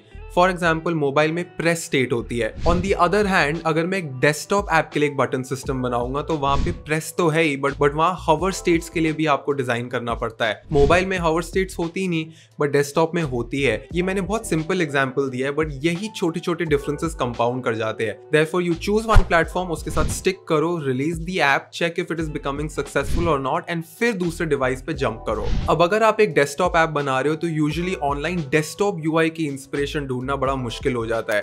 There is Dribbble, but there is one resource that I regularly use, and that is pageflows.com. So Pageflows is a very reliable platform. I use it. It is a paid app and ये कोई paid collaboration नहीं है. I am genuinely recommending you क्योंकि मैं use करता हूँ. Pageflows पे आप individually एक सॉफ्टवेयर की अलग अलग स्क्रीन रिकॉर्डिंग्स देख सकते हो. तो वो सॉफ्टवेयर को यूज करते हैं, उनके सारे फ्लोज की स्क्रीन रिकॉर्डिंग अपने वेबसाइट पर डालते हैं और उसको अलग अलग चैप्टर्स में स्प्लिट कर देते हैं. तो आप फटाफट से अलग अलग वीडियोस से, स्क्रीनशॉट से, रेफरेंसेस लेके अपने प्रोडक्ट की रिसर्च कंडक्ट कर सकते हो. अगर आप एक मोबाइल ऐप डिसाइड कर रहे हो तो मोबाइल के अंदर भी 2 चीजें हो सकती है. या तो आप पहले iOS के लिए डिजाइन करोगे या एंड्रॉइड के लिए डिजाइन करोगे. अगेन, मैं दोनों को एक साथ किक स्टार्ट करने के लिए रेकमेंड नहीं करूंगा. जब आप अपनी रिसर्च कंडक्ट कर रहे हो तो आपने यूजर पर्सोनास बनाए होंगे. फिगर आउट करो कि जो आपका यूजर पर्सोना है उसमें मेजॉरिटी यूजर्स कौन सा फोन यूज कर रहे हैं. क्या वो iOS फोन यूज कर रहे हैं या एंड्रॉइड फोन यूज कर रहे हैं. जो भी प्लेटफॉर्म चूज करोगे, मेक श्योर कि आप उसकी प्रॉपर गाइडलाइंस फॉलो करो. iOS हो या एंड्रॉइड हो, दोनों के लिए इंडिविजुअली गाइडलाइंस है ऑनलाइन जो आपके डिजाइनर्स एंड डेवलपर्स को फॉलो करनी होगी. iOS की अपनी HCI गाइडलाइंस है एंड एंड्रॉइड की अपनी खुद की मटेरियल डिजाइन गाइडलाइंस है. अगर आपने गाइडलाइंस फॉलो नहीं करी तो आपको डिजाइन स्टेजेस में भी प्रॉब्लम आएगी. उस डिजाइन को जब आप डेवलप करोगे तब प्रॉब्लम आएगी, एंड डेवलप करने के बाद उसको ऐप स्टोर पे लाइव करने में भी प्रॉब्लम आएगी. तो इफ यू वांट कि आपकी ऐप बहुत इजीली ऐप स्टोर पे एक्सेप्ट हो जाए, you have to make sure कि आप ये गाइडलाइंस फॉलो करो. दोनों की गाइडलाइंस की लिंक्स मैं डिस्क्रिप्शन में डाल दूंगा. मोबाइल ऐप्स के लिए एक तीसरा ऑप्शन भी होता है, which is for a web app. ये एक ऐसी ऐप होगी जो आपके गूगल क्रोम पे खुलेगी. तो जो आपके फोन में गूगल क्रोम का ऐप है या कोई भी ब्राउजर का ऐप है उस पे खुलेगी. बट मैं रेकमेंड करूंगा कि आप एक नेटिव ऐप बनाओ. नेटिव ऐप का मतलब कि अगर मैंने iOS के लिए ऐप बनाई है तो वो iOS के लिए ही बनी है. वो स्पेसिफिकली iOS की गाइडलाइंस को फॉलो करके एक iOS फोन के लिए बनी है. सिमिलरली अगर आप एंड्रॉइड की नेटिव ऐप बनाओगे तो वो सिर्फ एंड्रॉइड के लिए ही डिजाइन और डेवलप की जाएगी. Native apps by default better होती है, स्मूथ होती है, मोर फंक्शनल होती है. नेटिव एप्स बाय एक्सपीरियंस बहुत स्मूथ होती है बिकॉज ऑब्वियसली वो ऐप उस स्पेसिफिक डिवाइस, उस स्पेसिफिक प्लेटफॉर्म के लिए बनी है. तो जब आप एक नेटिव iOS ऐप लॉन्च करोगे या एक नेटिव एंड्रॉयड ऐप लॉन्च करोगे, उस ऐप का एक्सपीरियंस हमेशा बेहतर होगा। अगर आप मोबाइल के लिए डिजाइन कर रहे हो तो देयर आर 2 रिसोर्सेज जो आपको एब्सोल्युटली गो थ्रू करनी चाहिए। पहला इज Mobin.design, इसके बारे में हमने पहले भी डिस्कस करा है। बहुत सी एप्स होती है, you get a lot of screenshots and इनके डिक्शनरी पैनल में आप इंडिविजुअली हर एक ऐप के डिफरेंट सेक्शंस को स्टडी कर सकते हो। दूसरा रिसोर्स इज LearnMobile.design। इस वेबसाइट पे आपको बहुत से आर्टिकल्स, रिसोर्सेज, गाइडलाइंस मिलेगी जो आपके डेवलपर्स और डिजाइनर्स को बहुत हेल्प करेगी। So when you are going through your research process, make sure कि आपके डिजाइनर्स एंड डेवलपर्स इस वेबसाइट पे जाए एंड मैक्सिमम रिसर्च करें, क्योंकि इस वेबसाइट पे बहुत सी इंपॉर्टेंट रिसोर्सेज को एक जगह क्लब कर दिया है। तो इस वेबसाइट के आप जितनी रिसोर्सेज को स्टडी करो आपके लिए उतना बेहतर है। जैसे ही आपका प्लेटफॉर्म लॉक हो जाएगा, जो आपका स्कोप ऑफ रिसर्च होगा, जो स्कोप ऑफ एग्जीक्यूशन होगा, वो नैरो डाउन हो जाएगा। आपके दिमाग में एक फोकस आ जाएगा कि अच्छा ये प्लेटफॉर्म है, ये गाइडलाइंस है और ये हमारा एम है। सो यस, जैसे ही आपका प्लेटफॉर्म डिसाइड हो जाएगा, you will be ready for the next step. I will see you in the next video.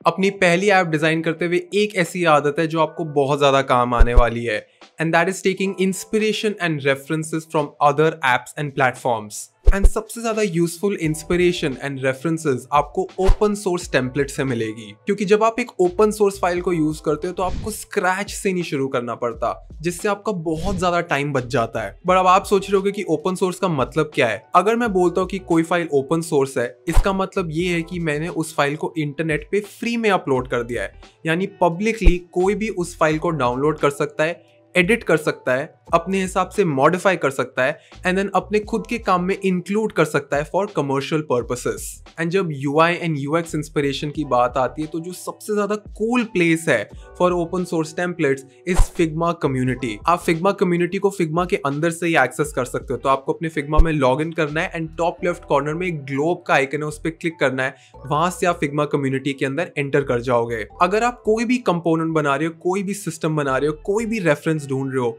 आपको सबसे पहले फिग्मा कम्युनिटी पे जाके सर्च करना है। फॉर एग्जाम्पल, अगर आप इनपुट फील्ड्स का सिस्टम बना रहे हो तो सबसे पहले आप कम्युनिटी पे जाके सर्च करना इनपुट फील्ड सिस्टम। आपको बहुत सी ऐसी फाइल्स एंड रिसोर्सेज मिल जाएंगी जिनको यूज करके आपका बिगिनिंग का होमवर्क स्किप हो जाएगा। तो आप इन सारी फाइल्स को सिलेक्ट कर सकते हो, इनको डुप्लीकेट कर सकते हो एंड अपने फिग्मा फाइल्स में एक्सेस कर सकते हो। फाइल्स के अलावा फिग्मा कम्युनिटी पे बहुत सारे प्लगइन्स भी है एंड इन प्लगइन्स से आपका बहुत ज्यादा टाइम बच सकता है, क्योंकि इन प्लगइन्स ने बहुत सी चीजों को ऑटोमेट कर दिया है। तो इन द लॉन्ग रन आपका बहुत ज्यादा टाइम एंड एनर्जी सेव हो जाती है। मैंने यूट्यूब चैनल पे अपनी एक वीडियो डाली हुई है जिसमें मैंने अपने सारे फेवरेट फिग्मा प्लगइन्स को फीचर किया है। मैं वीडियो का लिंक डिस्क्रिप्शन में डाल दूंगा। बट अगर आपने इस वीडियो को देख लिया, trust me, you will get access to so many cool plugins कि आपको यकीन नहीं होगा कि ये कितना ज्यादा कूल है। आइकॉनोग्राफी एक ऐसी चीज है जिसमें बहुत टाइम लगता है।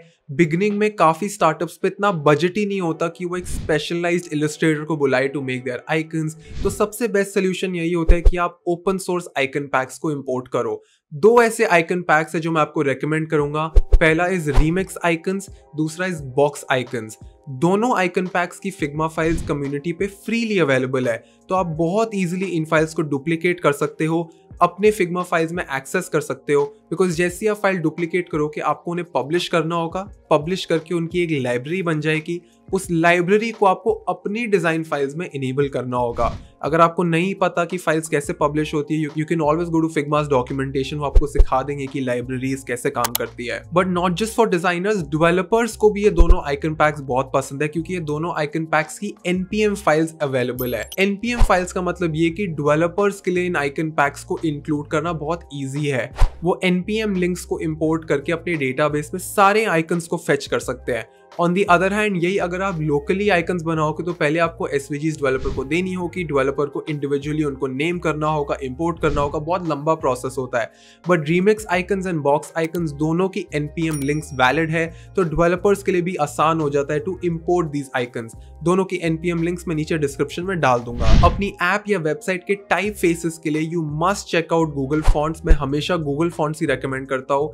गूगल फॉन्ट्स पे आपको ओपन सोर्स फॉन्ट्स मिल जाते हैं। गूगल फॉन्ट्स यूज करने के और भी बेनिफिट्स है। जितने भी फॉन्ट्स इनकी वेबसाइट पे है, इनको लोड करना इजी है। यही अगर आप कोई कस्टम रैंडम फॉन्ट डालते हो तो वेबसाइट के लोडिंग टाइम्स बढ़ जाते हैं, ऐप का साइज बढ़ जाता है। बट गूगल फॉन्ट्स बहुत लाइट वेट है, इसमें सारे वेट्स भी अवेलेबल है, लाइट से लेके बोल्ड, एक्स्ट्रा बोल्ड, आपको सारे वेट्स मिलते हैं and they are free of cost. मेरे favourite Google fonts are Inter, Roboto and Barlow. ये सारे फॉन्ट्स 100 सेरिफ फॉन्ट्स है।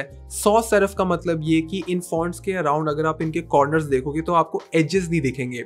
सेरिफ फॉन्ट्स में एजेस होते हैं, जैसे कि times new Roman. Printed material के लिए अगर आप बुक्स को देखो या प्रिंटेड मैगजीन्स को देखो, वहां पे सेरिफ फॉन्ट्स रेकमेंड होते हैं because it is easier to read them on paper.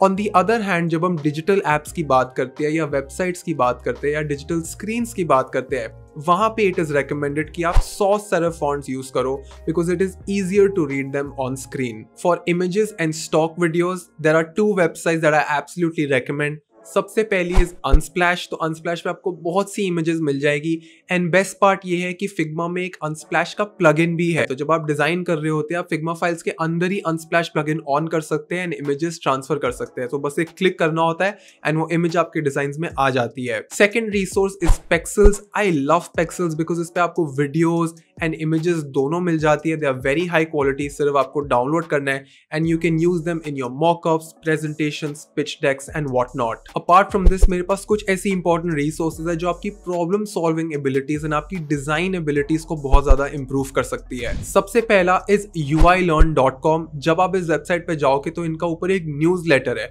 उसको क्लिक करना एंड इनके जितने आप आर्टिकल्स पढ़ पाओ उनको प्लीज पढ़ लेना because you will learn a lot. Because in articles को पढ़ के आप अपनी UI स्किल्स को बहुत ज्यादा इंप्रूव कर सकते हो। Next is uidesigndaily.com। इस वेबसाइट पे अगर आप जाओगे तो राइट साइड पे आपको एक टूल्स की लिस्ट मिलेगी। उस टूल में अगर आप फिग्मा को क्लिक करोगे तो आपको ऐसे सारे कंपोनेंट्स मिल जाएंगे जो फिग्मा में ही बने हुए हैं। तो अगर आप बिलिंग सेक्शन की बात करो, चेकआउट सेक्शन की बात करो, आप इनकी फिग्मा फाइल्स देख सकते हो एंड एक्चुअली में बैकएंड में देख सकते हो कि ये फाइल्स कैसे डिजाइन हुई है। तो it will give you a lot of reference to design your own components. Next is empty states. जितने भी नए डिजाइनर्स होते हैं वो ऑफ्टन अपनी एम्प्टी स्टेट्स को भूल ही जाते हैं। उनको याद ही नहीं रहता कि हमने मेन डिजाइन और एज केसेस तो बना लिए, बट एम्प्टी स्टेट्स कैसे बनेगी। तो इस वेबसाइट पे जाके आपको बहुत सी वेबसाइट्स पे अलग अलग एम्प्टी स्टेट्स की इंस्पिरेशन मिल जाएगी। तो जब आप अपने डिजाइन बना रहे हो कि आप ज्यादा इंटिमिडेटेड नहीं होंगे एंड यहाँ से आप बहुत सी इंस्पिरेशन पिक कर सकते हो। तो make sure you explore this resource very properly because empty states एक बहुत इंपॉर्टेंट एस्पेक्ट है जो बहुत से डिजाइनर्स बिगिनिंग में भूल जाते हैं। लास्ट कोई स्पेसिफिक रिसोर्स नहीं है बट एक मीडियम आर्टिकल है जो मैं आपको बहुत स्ट्रांगली रेकमेंड करूंगा। ये डैनी सेपियो ने लिखा है, who is one of my favourite writers out there. अगर आप एक डिजाइनर हो, I would recommend you to go and follow him on Medium. इन्होंने मीडियम पे बहुत से वैल्यूबल आर्टिकल्स डाले हुए हैं, बट ये स्पेसिफिक आर्टिकल्स आपको 47 लेसन सिखाएगा, ऐसे लेसन जिससे आपका UI डिजाइन बहुत ज्यादा इंप्रूव हो सकता है एंड आप बहुत कॉमन मिस्टेक्स अर्ली ऑन ही खत्म कर दोगे। एंड अगर आपने इस आर्टिकल को ठीक से समझ लिया तो बिगिनिंग में ही आपकी बहुत सी कॉमन मिस्टेक्स अवॉइड हो जाएगी। आई होप इन फ्री रिसोर्सेज से आपको कुछ इंस्पिरेशन मिले, थोड़ी सी रेफरेंस मिले while designing your first app. आगे बहुत सी इंटरेस्टिंग चीजें आने वाली हैं। I am very excited about it, so I will see you in the next video. As a founder आपके पास limited time and limited energy होती है। आप कंपनी के सारे काम नहीं कर सकते, आप हर जगह हर टाइम पे अवेलेबल नहीं हो सकते।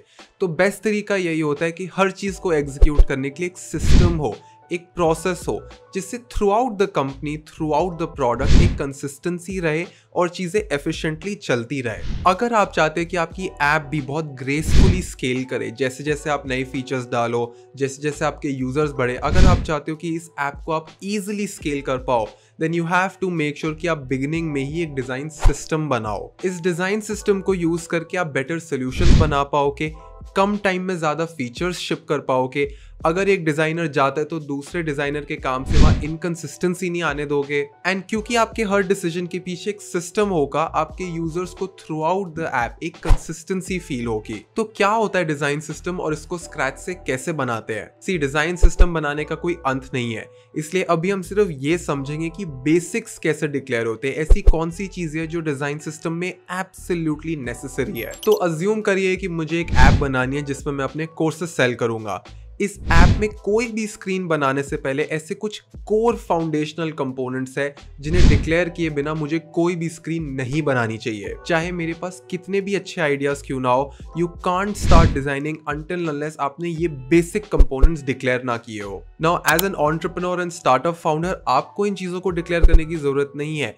मैं बस आपको ये समझाना चाह रहा हूँ कि ये स्टेप बहुत फाउंडेशनल है, इसलिए आपको इसके बारे में पता होना चाहिए। आपके माइंड में ये प्रायोरिटी होनी चाहिए कि हम बस ब्लाइंडली चीज़ें नहीं डिज़ाइन कर रहे, हर डिज़ाइन के पीछे एक प्रोसेस है और एक सिस्टम है जो रेप्लिकेट किया जा सकता है कि अगर आप सीन में नहीं हो, अगर आप अनअवेलेबल हो या आपका कोई मेन डिज़ाइनर अनअवेलेबल है, तो कोई और भी आके उस सेम सिस्टम को समझ के एग्जैक्टली सेम स्क्रीन रेप्लिकेट कर पाए। तो इस सिस्टम को बनाने के लिए ऐसे 6 मेन कंपोनेंट्स है जो आप एब्सोल्युटली स्किप नहीं कर सकते हो। एक एक करके समझेंगे कि ऐसी कौन सी ये 6 चीजें हैं जो आपको अपने डिजाइन सिस्टम में बिगिनिंग में ही डिक्लेयर करनी है। सबसे पहले आता है आपका कलर पैलेट। इसमें आपकी ग्रेज आते हैं, आपका ब्रांड कलर आता है और आपकी सिमेंटिक्स आते हैं। डरो मत, आपको ज़्यादा डेप्थ में जाने की ज़रूरत नहीं है। मैं नीचे रिसोर्सेज में प्रॉपर वीडियोस, लिंक्स, आर्टिकल्स वो सब कुछ मेंशन कर दूंगा, बट ये कलर पैलेट का पहले डिक्लेयर होना बहुत ज़रूरी है क्योंकि ये कलर पैलेट आपकी पूरी ऐप में यूज़ होगा। तो जो आप अभी डिसाइड करो कि आप समझो कि ये बहुत लॉन्गर रन में आपकी ऐप में हर जगह यूनिवर्सली यूज़ होने वाला है। फिर आती है आपकी टाइपोग्राफी। आप जब भी ऐप में कोई टेक्स्ट देखते हो, कोई हेडिंग देखते हो, वो सारे एक सिस्टम से आ रहे होते हैं। स्पेसिफिक फॉन्ट साइजेस होते हैं, स्पेसिफिक टाइप फेस होता है जो आपको यूज करना होता है थ्रू आउट दी ऐप। तो आपको अपनी टाइपोग्राफी डिक्लेयर करनी होती है। तीसरी चीज होती है आइकॉनोग्राफी। तो आइकन्स यूजुअली बनाने में बहुत टाइम लग जाता है। समझदारी यही होती है कि आप free open source icon packs use कर लो, at least in the beginning. 2 icon packs है जो मैं रेकमेंड करूंगा, box icons and remix icons. दोनों ओपन सोर्स है एंड आप फ्रीली उनको अपनी ऐप में यूज कर सकते हैं। Then you have your buttons. Buttons तो आपको पता ही है, बट इन बटन्स को ठीक से बनाना बहुत जरूरी है। तो मैं नीचे रिसोर्सेज डाल दूंगा स्पेसिफिकली जो आपके डिजाइनर्स को ये गाइड करेगी कि वो बेसिक बटन्स कैसे बनते हैं। बटन्स के बाद आपकी input fields, drop downs, check boxes, जितने भी स्मॉल माइन्यूट इनपुट फील्ड्स होते हैं वो बनेंगे। And then in the end आपके शैडोज डिक्लेयर होंगे। एंड ये शैडोज भी बहुत लिमिटेड होते हैं, 3-4 शैडोज होते हैं जो यूनिवर्सली आपकी पूरी ऐप में यूज किए जाते हैं। मैंने अपने यूट्यूब चैनल पे एक 15 एपिसोड का फ्री कोर्स डाला हुआ है, अगर आप चाहो तो आप अपने डिजाइनर्स को वो भी दिखा सकते हो। उसमें मैंने बहुत डिटेल में समझाया कि इन 6 के 6 कंपोनेंट्स को कैसे डिफाइन करना है फ्रॉम स्क्रैच। आई नो मैं अपने ही कोर्स का, अपने यूट्यूब चैनल का प्रमोशन कर रहा हूँ, बट मैं और भी रिसोर्सेज एंड लिंक्स डालूंगा। वरना जो मेरा 15 एपिसोड का कोर्स है, अगर आपके डिजाइनर्स उसको पूरा एंड टू एंड देख लेंगे तो इन 6 चीजों को डिक्लेयर करना उनके लिए बहुत ईजी हो जाएगा। एंड सुन के भी आपको रियलाइज हो ही रहा होगा कि ये बड़ी फंडामेंटल चीज है, बहुत फाउंडेशनल चीज है जो universally through out the app use होगी। तो इनका ठीक से डिक्लेयर होना बहुत जरूरी है। अब इंस्पिरेशन एंड रेफरेंस के लिए मेरे पास कुछ रिसोर्सेज है जिनको आप स्टडी कर सकते हो, एंड प्लीज अपने डिजाइनर के साथ भी इनको जरूर शेयर करना। सबसे पहला इस डिजाइन सिस्टम्स repo.com। इस वेबसाइट पे आपको बहुत से डिजाइन सिस्टम्स की लिस्ट मिल जाएगी, तो आप हर एक कंपनी के डिजाइन सिस्टम को थरोली रिसर्च कर सकते हो। इनकी वेबसाइट पे ऊपर एक आर्टिकल्स का कॉलम पे अगर आप उस पर क्लिक करोगे तो आपको बहुत से इंटरेस्टिंग इन डेप्थ आर्टिकल्स मिल जाएंगे जो अपने डिजाइनर के साथ शेयर कर सकते हो। Second resource is component.gallery। तो पिछले रिसोर्स में हम स्पेसिफिकली डिजाइन सिस्टम्स को स्टडी कर रहे थे, पूरा का पूरा सिस्टम समझ रहे थे, बट इस केस में आप स्पेसिफिक कंपोनेंट वाइज समझ सकते हो। फॉर एग्जाम्पल, जब आप इस वेबसाइट पे जाओगे तो आपको डिजाइन सिस्टम तो मिलेगा ही, ऊपर आपको एक कंपोनेंट्स का ऑप्शन मिलेगा। जब आप उस पर क्लिक करोगे तो आपको लिस्ट ऑफ बेसिक कंपोनेंट्स मिल जाएंगे जो सॉफ्टवेयर में यूज होते हैं। तो फॉर एग्जाम्पल, अगर आपने इनपुट फील्ड पे क्लिक करा तो आपको देखेगा कि अलग अलग सक्सेसफुल डिजाइन सिस्टम्स इस इनपुट फील्ड को कैसे डिक्लेयर करते हैं, वो कैसे इसको डिजाइन करते हैं। तो आप इंस्पिरेशन लेके, नोट्स लेके फिर समझ सकते हो कि हमें अपने इनपुट फील्ड्स को अब कैसे बनाना है। तीसरा resource is a wonderful curation, heydesign.systems। यहाँ पे आपको लिंक्स, वीडियोस, आर्टिकल्स, बहुत सी चीजें मिलेगी। तो ये बहुत ही इन डेप्थ रिसोर्स है, इसको अच्छे से एक्सप्लोर करना। यहाँ पे आपको बहुत से इंटरेस्टिंग रिसोर्सेज एंड आर्टिकल्स मिलेंगे जिससे आपके डिजाइनर्स की नॉलेज बहुत ज्यादा इंप्रूव हो सकती है। And as an entrepreneur please spend some time going through these resources, क्योंकि आपकी भी सिस्टम्स की नॉलेज ठीक होना बहुत ज्यादा जरूरी है। क्योंकि जब आप भी अपना सॉफ्टवेयर यूज कर रहे हो कि यू नीड टू नो कि कौन कौन से एज केसेस होते हैं, कौन कौन सी प्रॉपर्टीज होती है जो फाउंडेशनल होने की जरूरत है। ज्यादा डीप जाने की जरूरत नहीं है, but when you are going through the designs, when जब आप रिव्यू कर रहे हो अपने डिजाइन फाइल्स का, you have to regularly ask the developer कि क्या तुमने इस कंपोनेंट को ठीक से डिफाइन करा है, क्या इस पूरे प्रोसेस का कोई सिस्टम है, क्या कोई लॉजिक है जिससे आपने ये बनाया है। एंड ये सारी रेफरेंसेस आपको इन रिसोर्सेज पे बहुत इजीली मिल जाएगी। So please take inspiration and start documenting things in your Notion diary. क्योंकि अगर आप बिगनिंग में सिस्टम नहीं बनाओगे तो लॉन्गर रन आपकी कंपनी बहुत डिजाइन डेट बना लेगी। उससे क्या होता है कि स्क्रीन्स कुछ कुछ खराब दिखती है, कुछ कुछ अच्छी दिखती है, फिर नए नए फीचर्स आते हैं, पुरानी स्क्रीन्स को आप ठीक नहीं कर पाते, तो बहुत ज्यादा डिजाइन डेट एक्यूमुलेट हो जाता है। मोर ओवर, छोटे से से छोटे चेंजेस के लिए आपको बहुत टाइम लग जाएगा। अगर आपने एक बटन चेंज करना है तो वो इंडिविजुअली हर स्क्रीन पे जाके चेंज करना होगा, बट अगर आपने कंपोनेंट्स का सिस्टम बनाया होगा तो आप एक बटन में चेंज करोगे और वो चेंजेस सारी स्क्रीन्स में इंडिविजुअली रिफ्लेक्ट करेगा। तो बड़े बड़े चेंजेस भी बहुत फास्ट एग्जीक्यूट हो जाते हैं। इसीलिए जब हमने जॉब डिस्क्रिप्शन की बात करी थी तो हमने components, variants, styles and libraries की रिक्वायरमेंट रखी थी, क्योंकि इन 4 चीजों के बिना आप एक डिजाइन सिस्टम बना ही नहीं सकते। इसीलिए हमने जॉब डिस्क्रिप्शन में उन 4 चीजों को मेंशन किया था, components, variants, styles and libraries, क्योंकि इन 4 चीजों से ही आपका फाउंडेशनल डिजाइन सिस्टम बनता है। एंड आपका डिजाइन सिस्टम को परफेक्ट होने की नीड नहीं है। ऐसी बहुत सी बड़ी बड़ी कंपनीज है जिनका design system work in progress ही है। आपका भी सिस्टम वर्क इन प्रोग्रेस ही होगा, बट थोड़ा सा स्ट्रक्चर होना चाहिए, थोड़ा सा लॉजिक होना चाहिए। हाँ, इसका ऑपोजिट साइड भी है कि काफी लोग डिजाइन सिस्टम में ही इतना ऑब्सेस हो जाते हैं कि वो मेन प्रोडक्ट ही भूल जाते हैं। सो प्लीज मेक श्योर कि ये डिजाइन सिस्टम आपको हेल्प करे। ऐसा नहीं कि डिजाइन सिस्टम ही इतना कॉम्प्लिकेटेड हो गया कि वो खुद एक लायबिलिटी बन गया है। तो बैलेंस रखना, बहुत इग्नोर मत करना, बहुत ज्यादा सिस्टम के टूवर्ड्स ऑब्सेस मत कर जाना, बीच में रखना। बिकॉज एम ये है कि हम जल्द से जल्द प्रोडक्ट को लाइव करें। प्रोडक्ट को लाइव करना, फीडबैक लेना एंड रेवेन्यू जनरेट करना ज्यादा इंपॉर्टेंट है रादर देन कि आप बैकएंड के सिस्टम में कुछ ज्यादा ही बह जाओ। सो आई होप आपको इस वीडियो से कुछ क्लैरिटी एंड रिसोर्सेज मिले on design systems. I will see you in the next video. आज मैं आपको 5 ऐसे अनबिलीवेबली पावरफुल टूल्स के बारे में बताऊंगा जिससे आपकी प्रोडक्टिविटी तो बढ़ेगी ही, आपका अपनी टीम के साथ कोलैबोरेशन, कोऑर्डिनेशन भी इंप्रूव हो जाएगा, जिससे आप एक बेटर प्रोडक्ट बना पाओगे। ये टूल एक स्पेसिफिक पर्सन के लिए नहीं है, बल्कि मैं तो रेकमेंड करूंगा कि आप जिस भी कंपनी में हो उस कंपनी के हर पर्सन को ये 5 टूल्स आने चाहिए। If you incorporate these tools अपने day to day work space में, आई कैन गारंटी यू कि आपकी लाइफ बहुत ज़्यादा आसान हो जाएगी। सबसे पहला रिकमेंडेशन इज लूम।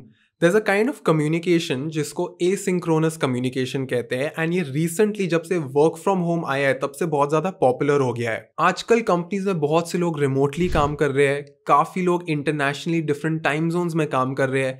तो जब भी कोई मीटिंग करनी हो, फीडबैक लेना हो, कुछ डिस्कस करना हो, वहाँ पे सबको एक पॉइंट पे लाना थोड़ा सा डिफिकल्ट हो जाता है, क्योंकि किसी ना किसी की कभी ना कभी मीटिंग्स रहती है। तो लूम से आप एसिंक्रोनस कम्युनिकेशन कर सकते हो, यानी पहला मैसेज दिन में गया एंड शाम को किसी ने वो मैसेज पढ़ा एंड देन थोड़ी देर बाद उस पर रिप्लाई किया। एसिंक्रोनस कम्युनिकेशन को समझाने के लिए मैं आपको एक एग्जांपल देता हूँ। लेट कर लो मैं एक डिजाइनर हूँ और मैं रिमोटली काम कर रहा हूँ और मैंने एक फ्लो बनाया है जिस फ्लो पे मुझे फीडबैक चाहिए from the founder end developer. तो अभी फाउंडर एंड डेवलपर हो सकता है फ्री नहीं हो सकता है मैंने रात को काम करा हो। तो लूम से मैं अपनी स्क्रीन को रिकॉर्ड कर सकता हूँ, एंड जब आप लूम पे अपनी स्क्रीन को रिकॉर्ड करते हो तो आपको ऑप्शन मिलता है कि आप अपना वेबकैम भी ऑन कर सकते हो, अपना ऑडियो भी डाल सकते हो। तो कोने में आपका वीडियो या ऑडियो आ जाता है and then you can quickly take them through the entire flow. तो आप समझाते हो कि मैंने कैसे डिजाइन किया है। जैसे ही आप लूम वीडियो को स्टॉप करते हो, लूम ऑटोमेटिकली उस स्क्रीन रिकॉर्डिंग को ऑनलाइन क्लाउड पे अपलोड कर देता है और आपको एक लिंक दे देता है। वो लिंक आप कॉपी करके अपने कोवर्कर्स में डाल सकते हो। तो अगर मुझे अपना फ्लो दिखाना है, मैं लूम वीडियो रिकॉर्ड करूंगा, एंड करके उस लिंक को कॉपी करूंगा and then founder, developer, product manager को भेज दूंगा। जब भी वो फ्री होंगे वो लूम वीडियो को देख सकते हैं एंड वहीं पे मुझे फीडबैक दे सकते हैं।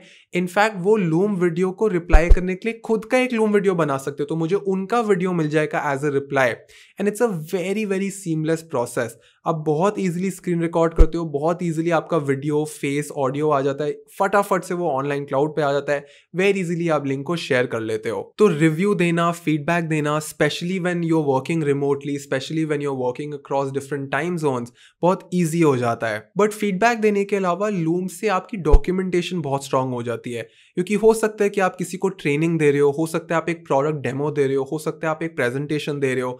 तो इन सारी चीज़ों में आप अपनी स्क्रीन को रिकॉर्ड कर सकते हो with your face, with your audio, and reuse that video again and again. So in the longer run you can document all your important videos, your presentations and your training material. Second is notion. Notion के बारे में हमने पहले भी discuss किया है, but notion की website पे ऐसे स्पेसिफिक टेम्पलेट्स है for design, engineering and product, जिससे आपकी टीम का कोलैबोरेशन एंड कोऑर्डिनेशन बहुत ज़्यादा इंप्रूव हो सकता है। So I would strongly recommend you check out these templates and then try to incorporate them in your day to day work, क्योंकि इन टेम्पलेट्स से आपकी ऑर्गेनाइजेशन एंड डॉक्यूमेंटेशन बहुत स्ट्रांग हो जाएगी, बाकी सारे टीम मेंबर्स को सेम पेज पे लाना बहुत ईजी हो जाएगा, तो आपकी प्रोडक्टिविटी बहुत ज़्यादा इंप्रूव हो जाएगी। Third is slack. बहुत से लोग स्लैक ऑलरेडी यूज़ कर रहे हैं, बट अगर आपने स्लैक के बारे में नहीं सुना है, it helps you build a virtual office remote working में तो ये बहुत ज़्यादा काम आता है। आप स्लैक पे अपने सारे टीम मेंबर्स को ऐड करते हो एंड डिफरेंट चैनल्स क्रिएट करते हो। तो एक चैनल हो गया इंजीनियरिंग का, एक चैनल हो गया डिज़ाइन का, एक चैनल हो गया जनरल टॉपिक्स का,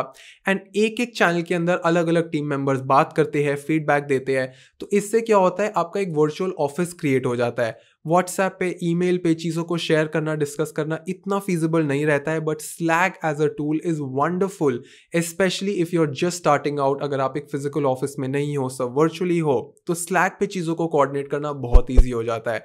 आई would recommend you to go to YouTube and आप स्लैक के बारे में थोड़ा सा रिसर्च करो। इसको सीखना बहुत आसान है, बट एक बार ही अगर आपने सीख लिया तो आपको बहुत ज़्यादा काम आने वाला है। फोर्थ वन इज कोडा। ये भी डॉक्यूमेंटेशन का ही एक टूल है। It is very very easy to use, सब कुछ क्लाउड पे रन करता है। एंड कोडा पे जब आप एक डॉक्यूमेंट बनाते हो तो आपके डेवलपर्स इसके अंदर फिग्मा फाइल्स एम्बेड कर सकते हैं, अपने जीरा इश्यूज एम्बेड कर सकते हैं, जो भी उनकी यूट्यूब वीडियोस है, रेफरेंसेस है, सब कुछ एम्बेड कर सकते हैं। इनफैक्ट कोडा के पास भी बहुत से टेम्पलेट्स है for project briefs, for PRDs, for OKRs। अगर आपको इन शॉर्ट फॉर्म्स का मतलब नहीं पता है, इट इज एब्सोल्युटली ओके, मैं डिस्क्रिप्शन में डाल दूंगा। But basically it helps you manage easily, it helps you sort of bring people together. कोडा पे सब कुछ क्लाउड पे होता है, तो आपकी पूरी कंपनी किसी भी सेक्शन में जाके समझ सकती है कि बाकी टीम्स क्या कर रहे हैं। तो डेडलाइंस हो गई, स्केड्यूल्स हो गया, ऑब्जेक्टिव्स हो गए, इन सब चीज़ों का ट्रैक रखना बहुत ईजी हो जाता है। Fifth is not a tool but it's a practice, and practice is of making PRDs। तो PRD stands for project requirement document. कुछ लोग PRD के और भी अलग अलग फुल फॉर्म्स देते हैं, बट बेसिकली PRD एक ऐसा डॉक्यूमेंट है जहाँ पे आप सारी रिक्वायरमेंट्स लिस्ट करते हो। तो प्रोडक्ट में क्या होना चाहिए, क्या एज केसेस होंगे, एम्प्टी स्टेट्स हो गई, कोई भी ऐसी इंपॉर्टेंट चीज़ हो गई जो आपको ध्यान में रखनी है when you are designing the product. तो जो आपका PRD डॉक्यूमेंट होता है वो डिजाइनर के लिए एक ब्लूप्रिंट की तरह काम करता है। And usually PRDs product managers लिखते हैं, बट अगर आपकी कंपनी में कोई प्रोडक्ट मैनेजर नहीं है तो डिजाइनर खुद भी एक बेसिक सा PRD बना सकता है, just to have some direction. क्योंकि अगर चीज़ें लिस्टेड होती है तो डिज़ाइन के टाइम पे आप उनको नहीं भूलते हो। तो आई हैव अ प्रैक्टिस कि मेरे पास जो भी PRD आता है उसका स्क्रीनशॉट ही मैं अपने फिग्मा फाइल्स में पेस्ट कर लेता हूँ। तो मेरे पास एक प्रॉपर रेफरेंस होता है, एक लिस्ट ऑफ आइटम्स होती है जब मैं डिजाइन कर रहा होता हूँ। मैं डिस्क्रिप्शन में ऐसे रिसोर्सेज डाल दूंगा जो आपको PRD के बारे में समझाएंगे, PRD लिखते कैसे, उसके लिए बहुत टिप्स देंगे। तो आप उनसे इंस्पिरेशन ले सकते हो और अपने खुद के PRDs लिख सकते हो। तो आई होप आप इन रिसोर्सेज को एक्सप्लोर करो, अपनी कंपनी में इंक्लूड करो, क्योंकि अगर आप इन टूल्स को यूज करते हो, ट्रस्ट मी, आपकी कंपनी के लिए कोलैबोरेशन एंड कोऑर्डिनेशन बहुत ईजी हो जाएगा। चाहे आप रिमोटली क्यों ना काम कर रहे हो, building better products, coming up with better solutions will just get easier simply because आप सही tools use कर रहे हो। So yes, I hope in resources से आपको कुछ तो reference मिल ही रहा होगा। आगे जाके हम और भी बहुत interesting चीजें cover करने वाले हैं। So I will see you in the next video. You will find all the relevant resources and the link to download the PDF in description. If you're here for the first time, make sure you click on subscribe and hit the bell icon so that you never miss an update. Let me know in the comment section if there's something specific you want me to cover in the next video. We make content on design, AI and technology to help you upskill for free. I hope that you're taking care of your mind and body. This is your dost Ansh Mehra signing out. If you like this video, make sure you click on like and hit the subscribe button. I regularly upload videos on UX design, marketing and storytelling.